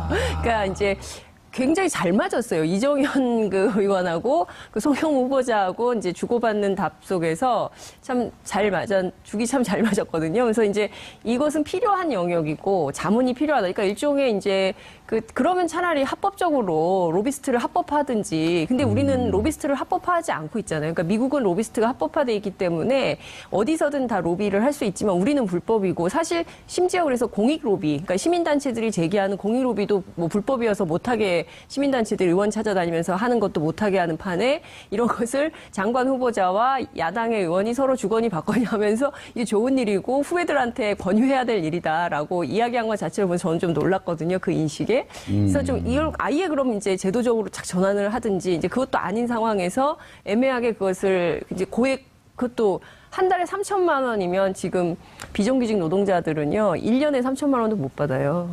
근데 이것을 그냥 마치 당연한 것으로 받아들인다는 것 자체를 이해하기가 굉장히 어려운 거죠. 차 교수님, 2014년, 2013년 케이스에 김병관 국방장관 후보자, 그리고 2014년 안대희 국무총리 후보자. 김병관, 그 사례를 한번 좀 소개시켜 주죠. 그렇죠. 김명관 그 장관, 국방장관 후보자가 그때 그 박근혜 정부가 초창기 출범할 때 첫 번째 조각을 할 때 그 장관, 국방장관으로 지명이 됐습니다. 그때 이 낙마했던 여러 가지가 이제 의혹들이 있는데 그 중에 결정적인 것 중에 하나가 그거죠. 그러니까 이 본인이 이거 육군 대장 출신이지 않습니까? 그러면서 제대하고 난 뒤에, 전역하고 난 뒤에 이 무기 중개 업체로부터 2억 원 잡료를 받았다. 이 부분에 대해서 당시 당시는 이제 민주당 의원이었죠. 김재윤 의원이 당시 인사청문회에서 아주 강하게 질책을 했었거든요. 그래서 과연 국방부 장관으로서 영이 서겠느냐 이런 이야기를 했었는데 지금 어떻게 보면 똑같은 케이스가 지금 송영무 장관 후보자라는 거죠. 오히려 사례가 지금 이 한간의 여론은 이 김병관 장관 후보자보다 오히려 더 조금 사례가 더 안 좋으면 안 좋았지, 그러니까 지금 봐줄 수 있는 상황은 아닌 것 같다. 그런 이제 비판이 상당히 많기 때문에 오늘 이 지금 청문 과정에서 지금 제가 들어오기 전까지 제 나름대로 체크해본 바로는 상당히 좀 비판적인 여론이 더 좀 높아 보입니다. 일단 국민들도 등을 좀 돌린 것 같아요. 그런 것 같습니다. 자, 안대희 국무총리 후보자 2014년이죠. 이자 변호사님. 이거는 어찌 보면 수임료를 받은 건 적법한 이거 적법한데도 액수 때문에 그때 국민들이 등을 돌렸던 거 아닌가요? 국민들 법감정에 대법관의 도장값으로 너무 많이 받은 거 아니냐. 그런 거죠. 그런데 저기서요. 지금 그 그래프가 화면이 떴는데 김병관 국방장관은 무기중개업체로부터 2억 원 받았으면 저건 합법인가요? 불법인가요? 저는요, 그 자문료라고 점잖게 표현했는데, 저건 뭐냐면, 정관의 그를 갖고, 정관을 팔아서 영업을 하는데 도움을 주는 거거든요. 그러니까 공무원에 취급하는 사무에 대해서 돈을 받으면, 그거를 제명을 알선수재라 그럽니다. 공무원들을 했던 사람을 내세워서 공무원 취급하는 사무에서 이 말한 계약을 체결하는 거 아니에요. 이거 알선 수재죄네요. 이게 점잖게 이야기하지만 이건 사실상 범죄일 가능성이 상당히 높은 거죠. 저는 2013년 기억나죠. 김병관 후보자가 낙마 대상이 돼야 된다고 제가 글을 올린 적도 있는데 제가 그 정권이 교체됐다고 한 입으로 두 말 할 수는 없잖아요. 예. 동일하게 알선 수뢰. 동일하게 후보자 적격이 없다. 알선 수재라. 알선 수재. 예. 예. 그러니까 공무원이 취급하는 사무에 대해서 돈 받으면 알선하거나 그 금품을 받거나 금품을 요구하면 그거 다 형사처벌 대상이 되는 겁니다. 그럼 그 논리에 따지면 지금 그 강용무, 송영무, 이런 마찬가지죠. 그럴 가능성이 상당히 높은 거예요. 알선 수재죄에 저촉될 위험성이 있는 거죠. 그러니까 LIG 넥슨과 관련해서 예. 뭐 이렇게 계약을 성사시켰다고 하면 그럴 가능성이 높고 율촌에서 이렇게 받은 것은 변호사법 위반과 알선수재 두 가지가 경합이 될 수도 있는 것이고 예. 적어도 이건 명백한 건 변호사법 위반의 가능성이 높다. 그래서 저는 제가 뭐 바른한국당 야당 등에서 내가 동의를 못하지만 바른정당. 바른정당과 자유한국당 두 개를 묶었고 바른한국당 괜찮아요. 자유한국당의 뭐 야당 의원들의 질의의 수준이나 부분에 동의는 하지 않지만은 그 중에 제가 동의하는 부분은 이것은 지금 청문회장이 와야 되는 것이 아니라 수사 대상이 해야 된다는 부분은 저는 동의를 해요. 검찰청을 잘못 알고 청문회장으로 나온 것 같은데. 동의를 하고 이 부분은 지금 문재인 정부의 인사 중에 제가 처음으로 오늘 비판적인 이야기를 하는데 이 정도의 문제는 민정수석이 걸렀어야 된다. 그래서 그 민정수석의 검증을 하면서 이 부분은 거기서 이 사람은 안 되겠다고 걸러야 된다는 거죠. 그러면 지금 그 차제에 예. 이 부분에 대해서 검증을 제대로 하지 못한 민정수석 좀 잘 검증하십시오 하면서 영상편지 한번 띄워볼까요? 뭐 영상편지 제 점자는 이재화 변호사. 영상편지 저는 그걸 못하고요. 예. 아니, 개인적으로 친하잖아요. 친구 아니에요. 뭐, 그런데, 짧은 기간 안에 여러 사람을 검증하다 보니까 뭐 놓치거나 실수로 그러지 못했던 측면이 있다고 보는데요. 의도적으로 그렇지는 않다고 봐요. 그렇죠. 그냥 격려 겸 좀 잘하라고 하는 의미에서 영상편지. 이 부분은 좀 조국 수석답지 않게 좀 실수하신 것 같은데. 그러니까 영상편지 한번 하시자고요. 영상편지 안 합니다. 앞으로는 영상편지 준비해 주세요. 언제까지 안 하시길 바랍니다. 안 합니다. 이제 방송 끝날 때까지 집에 가세요. 끝날 때까지 안 합니다. 왜 영상편지 겁나요? 그렇게는 잘 못해요. 좀 창피하신 것 같아요. 민망한. 대신하시려고요? 아니요. 아니, 근데 저는 그러니까 조국 수석한테 뭐 영상편지를 보낸다기보다. 좀 불량 욕심이 나신 것 같아요. 불량 욕심이 아니고요. 지금 오늘 문재인 대통령이 순방길에 올랐습니다. 미국 가셨지만 사실 뭐 지금 내일 당장 이제 또 지금 트럼프 대통령하고 중요한 회담을 앞두고 있습니다만 오늘 이 청문 과정에서 나타난 이 여러 가지 문제들 그리고 또 국민 여론은 뭐 조국 수석이든 누구든 지금 청와대 남아 계신 분들이 대통령에게 직보를 하셨어야 될 것 같아요. 빨리 철회해라. 네. 그렇게 하시는 것이 더 큰 화를 막는 하나의 그 선제적 조치가 아닐까 하는 생각이 듭니다. 그러니까 지금 그 송영무 국방부 장관 철회해야 할 골든타임이 째깍째깍 시간이 지나고 점점 시간이 지금 줄어들고 있습니다. 지나들수록 국민들의 감정은 분노는 더 높아질 것이고. 그렇죠. 이런 거죠. 아까 우리 이재화 변호사께서 말씀을 잘 하셨는데 정권이 바뀌었다고 해서 잣대가 바뀌어서는 안 되는 거거든요. 그리고 그때 어찌 보면 지금 김병관 국방장관 후보자보다도 건수 자체가 커요. 그렇죠. 오늘 그 김동철 국민의당 의원이 이야기를 했습니다. 국방장관에 관한 이명박 박근혜 정부보다 오히려 더 후퇴했다. 그렇게 지금 이렇게 이야기하고 있는 부분에서 많은 분들이 좀 공감을 할 것 같아요. 문재인 정부가 박근혜 정권보다는 좀 나아야 되는 거 아니냐 이런 얘기를 나아야 했어요. 된다는 것이 국민의 기대이고 그 때문에 지금 지지율이 높은 거 아니겠습니까? 이게 여당 의원들의 태도도 그 상당히 달라요. 그 박근혜 정부 시절에 인사검증 할 때 같았으면 이 정도 수위였다면 아마 엄청나게 비판을 했을 텐데 본인들도 그 이철희 간사죠. 국방위 간사인데 얘기한 것처럼 그 이를테면은 일종의 배후론 그래서 이제 이 개혁을 국방 개혁을 뒤흔들려는 무슨 세력이 있다라는 쪽으로 계속 포커스를 맞추는데 그밖에 다른 것들도 좀 아니, 그것도 짚어볼 이제 필요가 문제는 있어요. 문제죠. 문제는 문제인데. 문제는 문제고요. 근데 그것은 예. 여러 부처에서 동시다발로 다 외교부는 외교부대로, 예. 국방부는 국방부대로 다 그런 것 같습니다. 자, 법무부 장관 박상기 후보자. 네. 뭐 좀 잠깐만 좀 짚어보고. 이제 법무부 장관 후보자 안경환 서울대 교수 후임으로 이제 빠르게 인선을 했는데요. 예. 법조 내부에서는 안경환 후보자보다 더 센 분이 온 것 같다. 언론에서 뭐 이런 얘기를 표현해요? 하고 늑대 있어요. 피하러다 호랑이 만났다. 뭐 여러 가지 표현들이 나오고 있긴 한데요. 모르겠습니다. 이분도 인사검증 과정에서 어떠한 의혹들이 제기될지 모르겠지만 이력을 좀 한번 소개해 주시죠. 지금 뭐 쭉 보시는 것처럼 독일에서 법학을 하신 분이시고요. 고시를 안 한 법학자 출신인 것이고 노무현 정부에서 사계추위 활동 그리고 현재는 경실련 공동대표를 역할을 이제 맡고 있는데요. 문재인 정부의 특징 중에 하나가 이를테면 혁신적인 개혁이 필요하다라고 하는 데는 주요 시민단체 활동 경력이 있는 분들을 많이 배치했는데 이번 경우도 마찬가지다 이런 평가가 나오고 있습니다. 예, 이재화 변호사님 잘 아시나요 개인적으로? 뭐 아주 뭐 가까운 건 아닌데요. 예. 저는 법무부에 검사 출신이 아닌 사람이 가는 게 원래 정상적인 겁니다. 늘 주장하셨죠. 그동안 예. 비정상적으로 운영됐기 때문에 그런 건데, 그리고 물론 이제 법률을 모르고 법무부 장관이 될 수는 없으니까 예. 형법학자고요. 비교적 안경환 그 교수하고 동일하게 진보적인 법학자입니다. 예. 근데 이분은 평판이 비교적 온화하고 차분하고 본인이 주장을 하더라도 요란스럽게 주장을 하시는 편이 아니라는 평가예요. 예. 온건파 이런 표현이 그것 때문에 나온 건가요? 그렇죠. 그러니까 인품이 좀 훌륭하다는 거죠. 안경환 그 교수 같은 경우는 조금 자유주의자적인 약간 경향이 로맨티스트 있고, 뭐 그렇죠. 이런, 예. 예, 그렇게 하고 수필도 쓰고 문학도 좋아하고 이런 건데 네, 이분은 법과 관련된 문제만 주로 이제 글을 쓰시고 말도 좀 정제된 표현을 쓰고 글도 정제된 표현을 많이 쓰셨더라고요.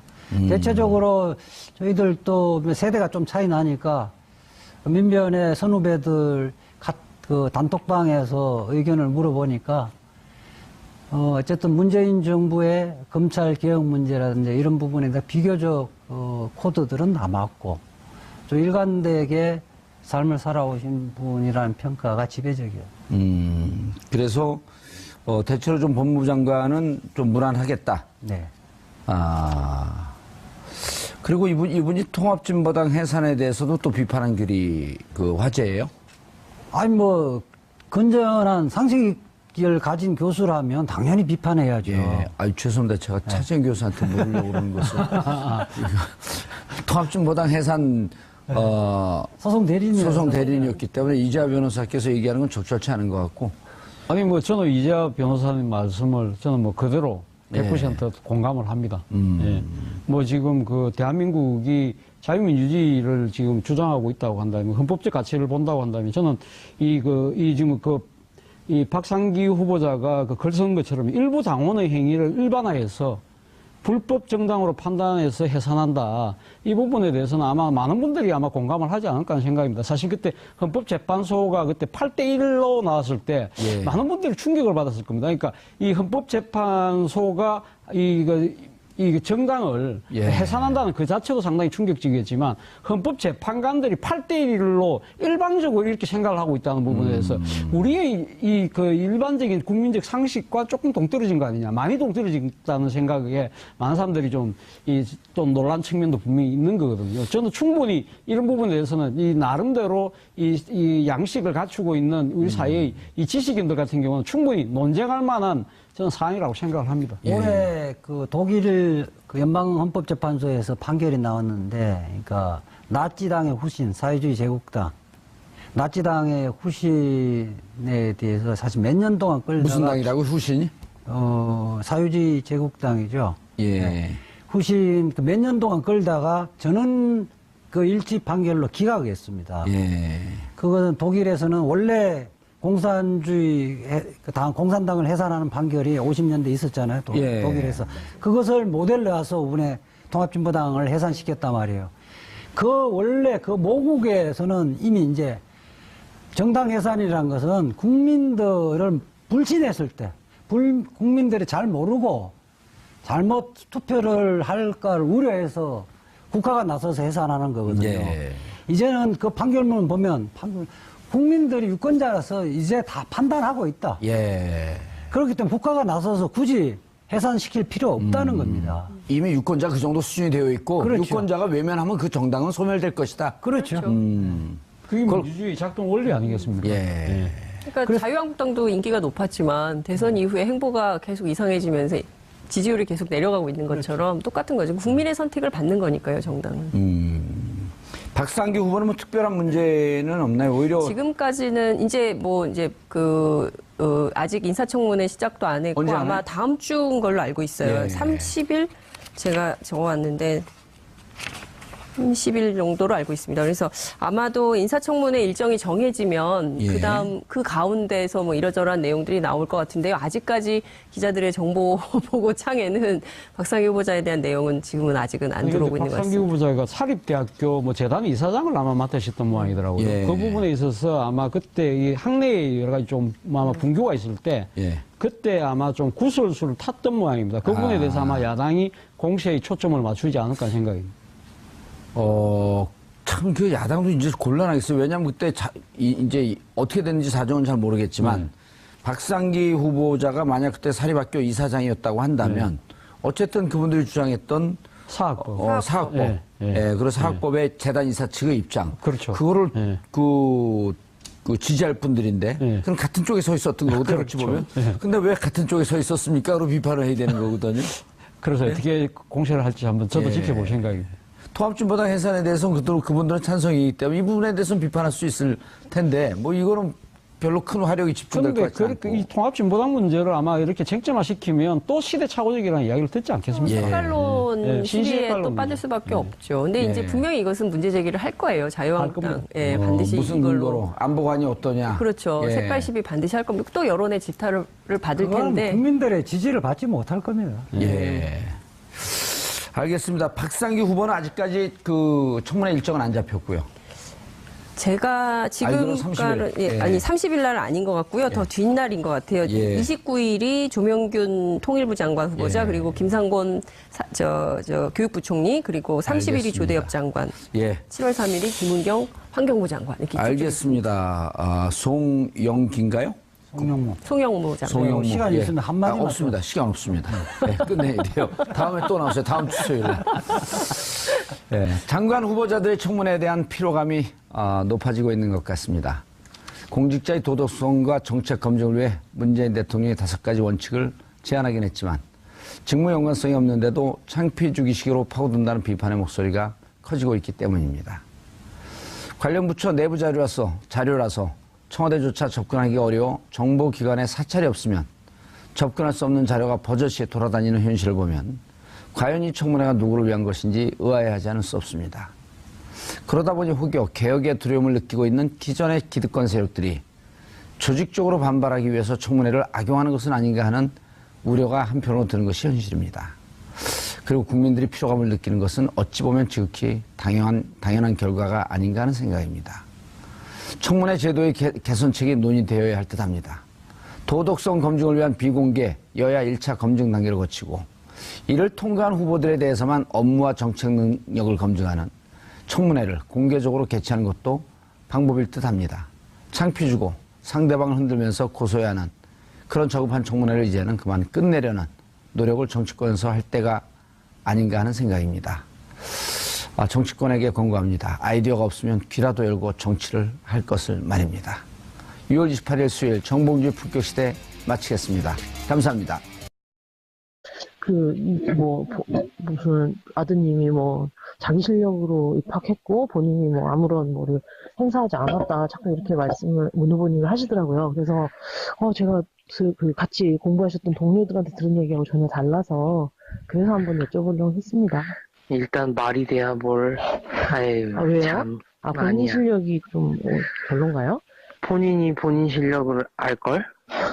아, 그래요? 그러면, 고용정보원 5급에 뭐, 이렇게 채용 달 만한 실력은 아니었다? 이런, 이렇게 이해하면 될까요? 뭐, 알아서 생각해야지, 그런 건. 어떻게 예, 그거를, 참, 예, 그것까지는. 아니, 너무 문 후보께서 자신있게 본인 실력으로 합격했고, 그렇다, 이렇게 얘기를 하시길래. 근데 뭐, 예, 학교 졸업 직전에 다른 경력이 없었는데도 불구하고, 그렇게 한 건 좀 의아하긴 했죠. 아니, 우리나라가 그렇지, 뭐. 네, 더 이상 뭐, 예. 얘기할 수가 없네? 예, 예.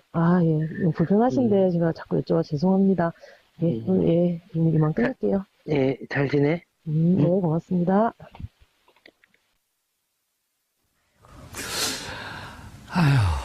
자, 우리 그 김철 교수님 말씀 들으시면서 시청자 여러분들께서도 의견 주시기 바라겠습니다. 샵 5400, 샵 5400 정보 이용료 100원이 부과됩니다. 문자 보내주시기 바라겠습니다. 장 기자님. 네. 잘 지내? 그러니까 저 남자 목소리가 누군지 아시죠? 동생이라는 거잖아요. 남동생. 동생이요. 예, 남동생, 그 사촌 남동생을 예. 시켜가지고 했다는 건데요. 그러니까 이 과정을 쭉 들여다보면, 그러니까 물론 이제 검찰 조사를 통해서 사실 관계가 명명백백하게 밝혀지긴 하겠습니다만, 이게 어떤 그러니까 그 정치를 갈망하는 예.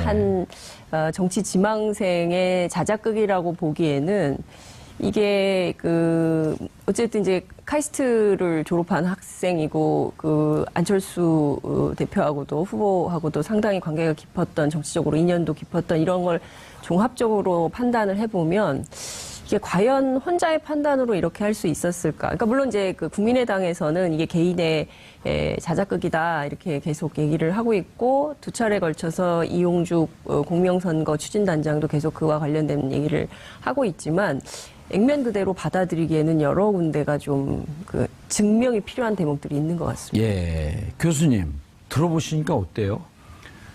저 변조된 것을 풀어보니까 예. 교수님하고 얘기했는데 왠지 목소리가 앳된 목소리가 밑에 이렇게 깔려 있네요. 예, 남자분이요. 네네. 예. 참 어이가 없어서 다들 우리 세 사람이 허탈한 웃음을 지금 짓고 예. 있는데 있을 수 없는 일이 일어난 겁니다. 예. 아니, 정치권에 오래 계셨잖아요. 훈수도 많이 여러 드시고. 지켜봤죠. 그런데 저도 강심장이라고 하게 되면 5천만 분의 1인데 저도 저런 걸 조작할 생각을, 아니, 정치권에 있으면서 저런 걸 조작을 해야 되겠다. 이거 옛날에 진짜 막걸리 방공법이 있을 때도 저런 거 안 하는 거거든요. 예. 그래서 한편에서는 이제 뭔가 저분의 배후에 예. 어떤 뭐가 있을 것이다. 집단과 조직의 어떤 그 조력이 있지 않았겠느냐, 혹은 공모가 있지 예. 않았겠느냐, 이렇게 생각할 수 있고요. 예. 또 한편으로는 이제 저분이 그 정치적 초년병이어서 예. 저렇게 겁 없이 일을 저지를 수 있었던 게 아니냐, 이렇게 또 볼 수도 있어요, 사실은. 아시겠지만 예. 정치권에서 조금만 생각을 해본 사람은 저 일이 얼마나 어마어마한 일이라는 것을 다 알지 않습니까? 예. 감히 저런 일을 하기는 어렵거든요. 근데 청춘 콘서트 때부터 보면 저 이유미 씨가 안철수 후보가 정치권에 들어온 게 2011년이거든요. 그럼 정치권에서 같이 이 살을 부대끼면서 지낸 게 아유미 씨도 6년이에요. 근데 6년 동안 격동의 시기를 거쳤거든요. 12년에 대선 후보 갔다가 포기했죠. 양보했죠.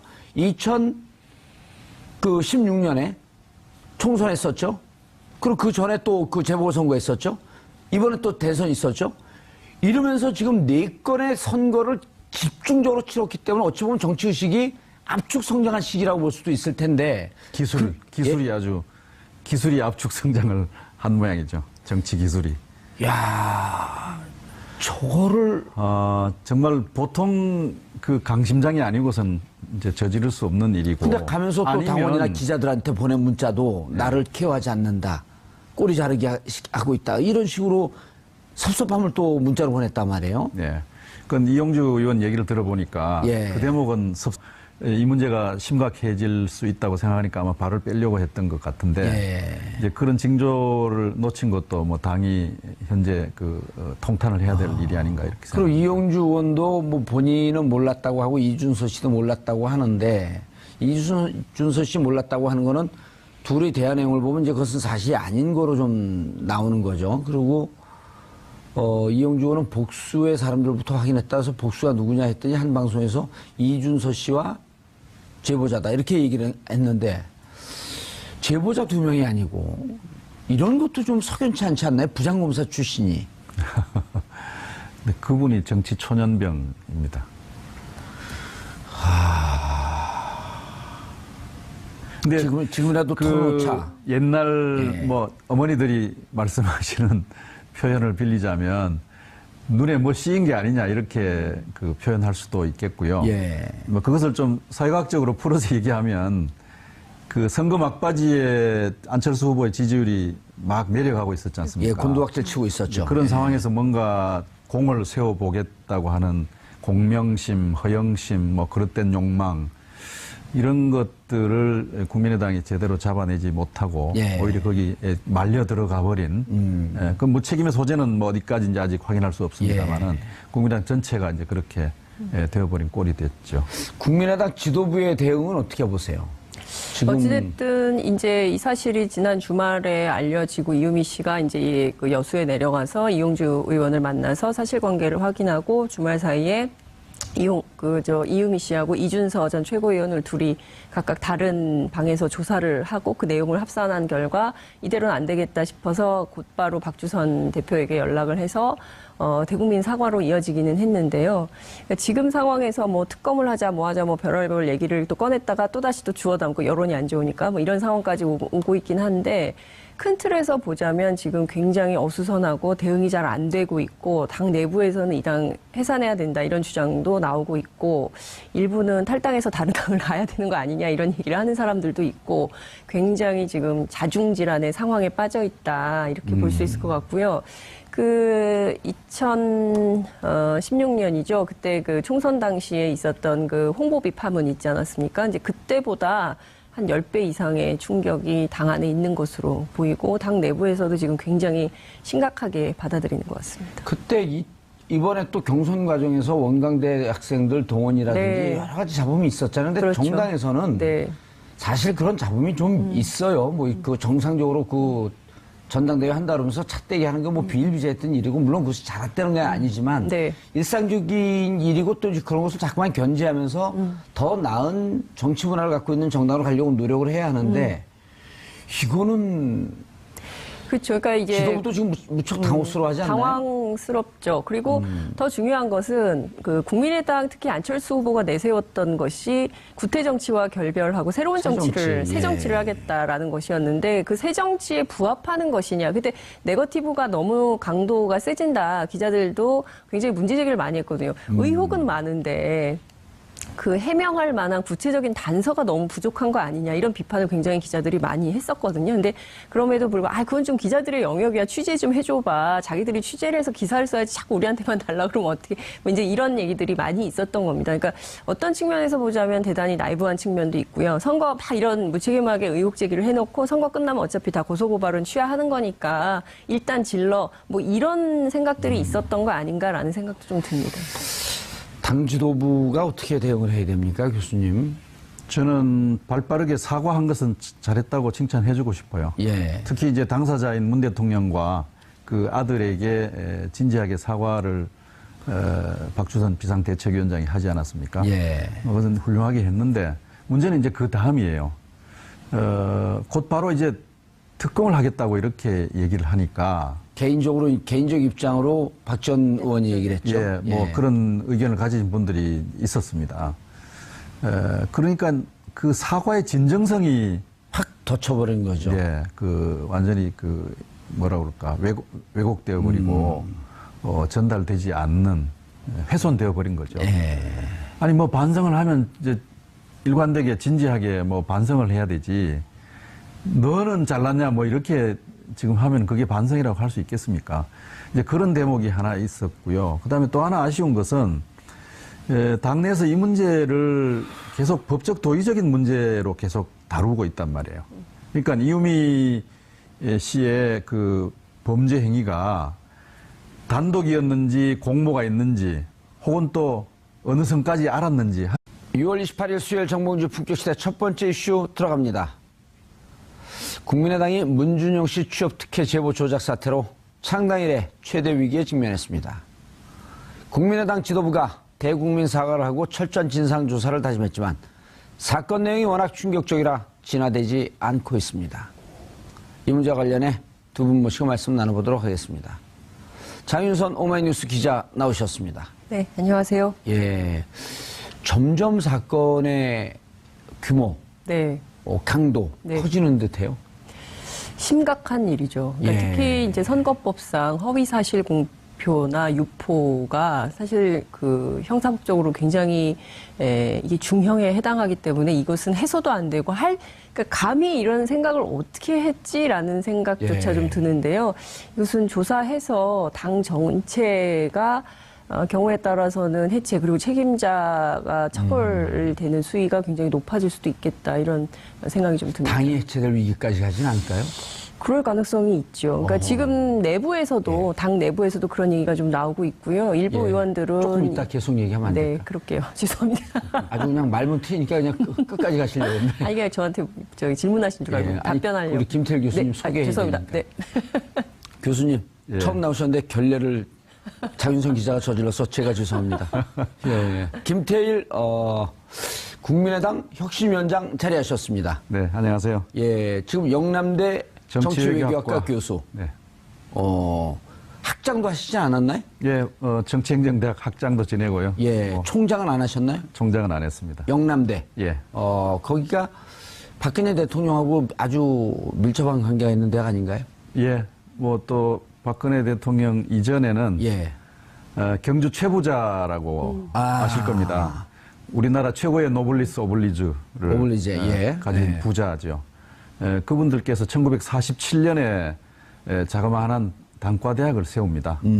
그리고 또 다른 최 씨 일가에서 청구대학이라고 하는 걸 세우는데 예. 이 두 대학이 합쳐져서 이제 종합대학이 되었는데 이제 그 과정에서 이제 박정희 대통령께서 개입을 하고 그래서 이제 박씨 집안하고 인연이 생겨났죠. 예, 대학을 갈취했다 이런 얘기까지 나오지 않았었나요? 뭐 그런 부분에 다툼이 여전히 존재하고 있습니다. 예. 네. 아하. 그 과정을 뭐 설명을 드리면 시간이 길지만 예. 그 최부자가 대학을 세워서 사정이 어려워지니까 영남의 또 다른 이름난 부자인 이병철 예. 씨 가문에게 자네들이 좀 이 대학을 맡아주시게 이렇게 해서 그 학교를 맡겼습니다. 그런데 이병철 씨가 사카린 밀수 사건 때문에 박정권 하에서 굉장히 어려움을 겪었지 않습니까? 예. 그래서 그 어려움 겪는 과정에서 뭐 회사도 헌납하고 이렇게 했는데 그때 말하자면 대학을 이렇게 넘겨준 셈이 되었습니다. 예, 그래서 알겠습니다. 그 대학의 어떤 역사와 그 레지티머시라고 하는 것이 예. 굉장히 좀 복잡한 관계가 있고 레지티머스 하게 되면 합법성, 적법성, 정통성 뭐 이런 정통성, 것들이죠. 예. 그래서 여전히 그런 부분들이 중요한 그 전국의 고비마다 문제가 불거져서 논란이 되어 왔죠. 예, 신입생이 첫 들어오게 되면 첫 강자가 영남대 탈취 사건의 전모 이런 걸 강의하나요? 아닙니다. 그렇지 않습니다. 그런 거 아니에요? 네네. 뭐 그것을 지금 탈취라고 얘기를 해야 되는지 뭐 거기에 대한 어떤 합의는 아직 없는 상태입니다. 차라리 이러면 되잖아요. 영남대 탈취라 볼 수 있는 사건의 전모. 그렇지 않습니다. 끝까지 안 낚이시네. 네. 그러니까 예. 몇 가지 그 중요한 그 설명이 필요한 대목이 있는데 예. 현재로서는 뭐 그 어떤 방식으로 정리하느냐에 대한 합의가 아직 없는 상황이고. 알겠습니다. 네. 그런데 한겨레 신문의 전설의 명기자 성한영 기자가 교수님을 김태일 교수님을 민주당 지도교수라 이렇게 칭했어요. 왜 그랬어요? 제가 열린우리당 때부터 뭐 바로 얼마 전까지 당의 쇄신 작업에 계속 참여했습니다. 2003년도 열린우리당이 만들어지는 과정에서 뭐 강령 그다음에 당헌 당규 뭐 이런 거 만드는 작업, 그다음에 뭐 당의 노선을 뭐 조직 노선을 대중정당으로 할 거냐, 뭐 원내정당, 지지자 정당 모델로 할 거냐, 뭐 이런 논란들이 많았지 않습니까? 정 의원님 예. 잘 아시는 바와 같이. 저는 그때 교수님을 뒷골목 소주집에서 만난 기억밖에 없습니다. 그래서 예. 그런 작업들을 쭉 해왔어요. 기억에 남는 작업 중에 하나는 2005년인가 6년에 그 사회통합적 시장경제라는 강령 기초위원장을 제가 했습니다. 그 김영춘 의원이 위원장 하다가 예. 뭐 지도부 출마하는 바람에 제가 맡게 됐고요. 그 다음에 비상대책위원도 했고요. 예. 그 다음에 2010년에 당 쇄신 특위의 자문단장 역할도 했습니다. 그래서 고비고비 그 섭함이 아니라 완전히 그 이렇게 책임을 떠넘기는 이 프레임 전략이 의도적으로. 예. 이용주 의원 얘기로는 예. 당이 그 케어하지 않는다라고 하는 말의 그 맥락은 예. 이런 것이었대요. 이제 이분이 이용주 의원한테 와서 고백을 하니까 6월 24일이죠. 예, 그것이 사실이라면 당이 당신을 도와주기 어렵다. 이런 얘기를 했다는 거예요. 예. 그거를 또 뒤집어 가지고 또 당을 엮어 드리려고 하는 뭐 그런 얘기가 아니냐 이렇게 또 해석과 추측을 할 수가 있어요.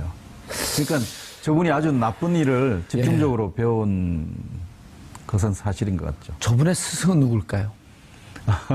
나쁜 일을 가르친. 근데 이제 저분에 대해서 저는 이제 저분의 어떤 범법 사실이 예. 일차적으로 우리가 주목해야 될 주목해야죠. 일이고 또 하나는 저것을 거르지 못하는 그게 더 문제죠. 국민의당의 그게. 그 체계와 내부 능력의 문제이죠. 우리 뭐 두 분 다 아시겠지만은 정당이라고 하는 것은 온갖 욕망의 찌꺼기들이 다 몰려오는 것이잖아요. 예. 좋은 욕망, 나쁜 욕망 뭐 이런 것들이 다 오고 또 누구나 쉽게 접근할 수 있는 거예요. 맞습니다. 중요한 의사결정에. 무슨 뭐 증명서가 있는 것도 아니고 말이죠. 그러나 기존에 좀 제도화된 정당들은 그런 것들을 잘 걸러낼 수 있는 장치를 가지고 있다고요. 서로 경계하고 견제하고 또 어떤 관찰하는 이런 제도적 장치와 정치적 메커니즘을 통해서 된 사람 안 된 사람 이렇게 걸러내지 않습니까? 예.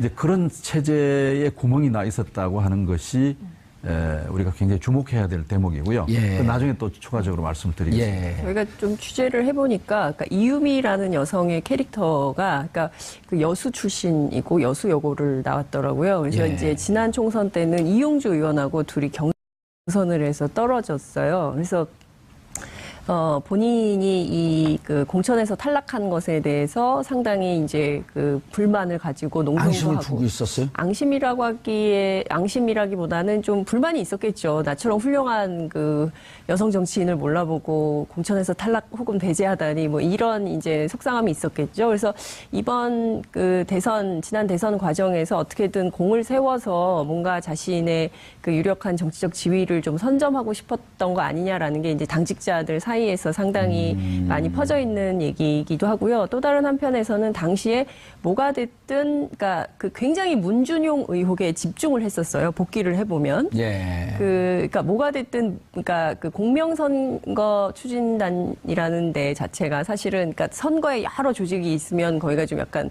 네거티브를 담당하는 팀 같은 거였거든요. 그래서 당시 저도 복귀를 해보면 관련자들이 기자들한테 문준용 의혹에 대해서 집중적으로 파야 된다. 왜 기자들이 그 부분에 대해서 취재를 안 하냐. 근데 취재를 해도 뭔가 이를테면 안 나온 지금 거 여기 아니에요. 등장하는 교수님, 그 남동생의 주장처럼 그 교수님의 인터뷰를 좀 하고 싶다. 왜냐하면 크로스 체크를 해서 확인이 돼야 기사를 쓸 수 있거든요. 예. 기자들은. 근데 확인이 안 되면 기사 쓰기가 굉장히 어려운데 그 부분에 대해서도 국민의당이 적극적으로 확인은 안 해주고 지나치게 의혹 제기만 했었거든요. 그랬을 때 이제 뭐 이메일 주소 알려주고 이걸로 이제 가름하자 이런 거였는데 워낙 뭐 이게 그 사회적으로 일파만파 커지니까 그 교수님 자체가 뭐 말씀을 안 하고 싶어 한다. 그래서 기자들이 좀 기다려달라. 당은 그것을 이해했다는 건데 지금 보면 그 검증 자체가 굉장히 부실했고 그냥 이거저거 다 던져놓고 선거 끝나면 어차피 다 취하하는 거니까 괜찮은 거 아니야. 뭐 이런 식의 묻지마 공세를 했던 것은 아닌가 이런 생각이 좀 들기도 합니다. 이 음성만 아니라 이제 카카오톡 대화도 또 조작을 했단 말이에요. 근데 가증스럽죠. 가증스럽다는 말이. 그런데 이제 그때 당시 민주당에서 당시 파슨스 스쿨에 다녔던 학생이 3명이었고 시기나 이런 전체적으로 변조된 것을 들어보니 납니다라고 하면서 자기 실명을 밝히면서 나타난 친구가 있었거든요.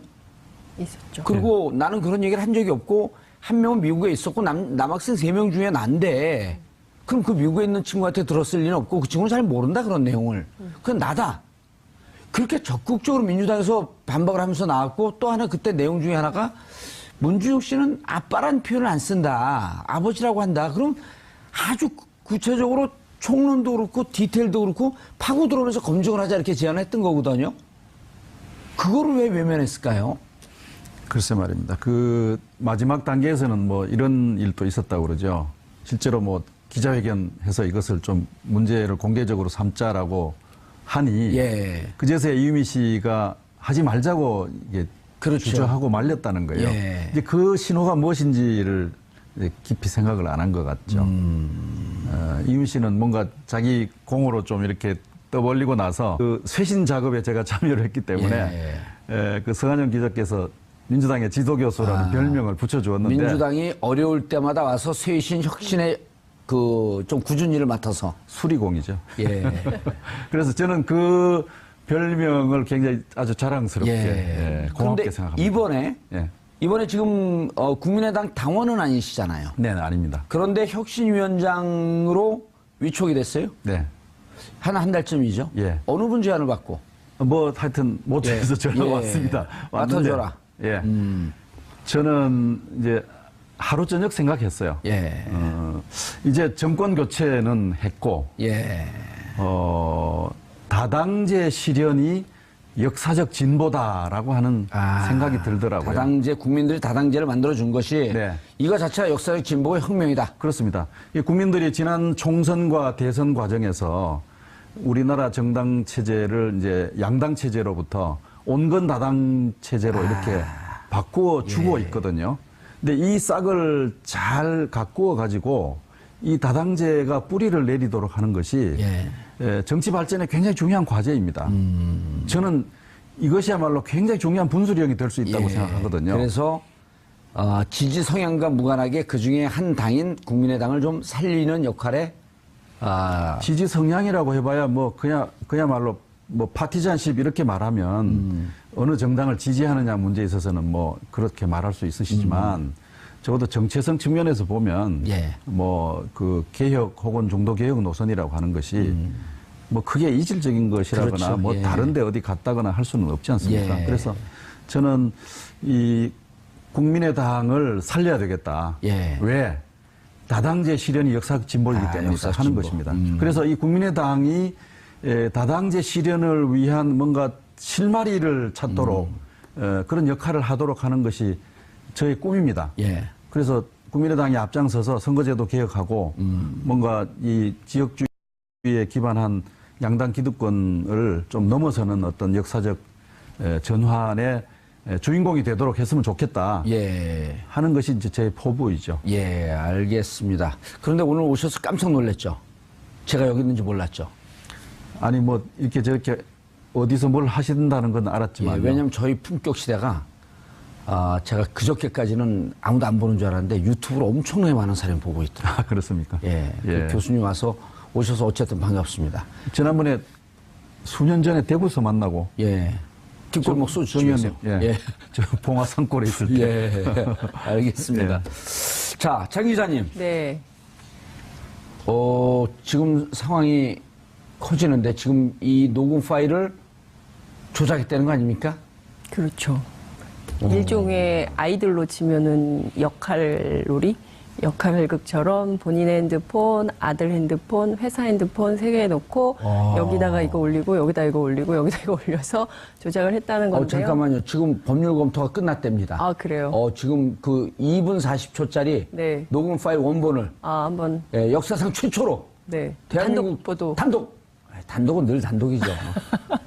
그 음성 파일을 교수님 못 들어보셨죠? 네, 못 들었습니다. 지금 들어보시고 그리고 변조되지 않은 원본 파일이라는 거죠. 저희는 그 4월도 가짜는 가라. 그 변조된 거 안 씁니다. 있는 그대로. 자, 한번 좀 틀어주시죠. 여보세요? 여보세요? 익수님, 늦은 시간에 죄송해요. 저번에 제가 잠깐 카톡에서 여쭤봤었던 내용인데요. 뭔데? 문 후보님 아들 준용 씨 관련해서 같이 파슨스 계실 때 들으셨다는 말 한 가지만 좀 확인 좀 할게요.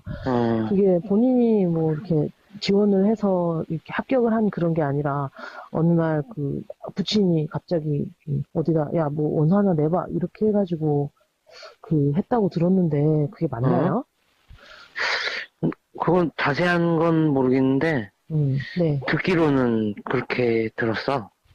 뭐, 아, 아빠가 네. 얘기를 해서, 네. 어디에 이력서만 내면 된다고 얘기를 했던 것 같은데?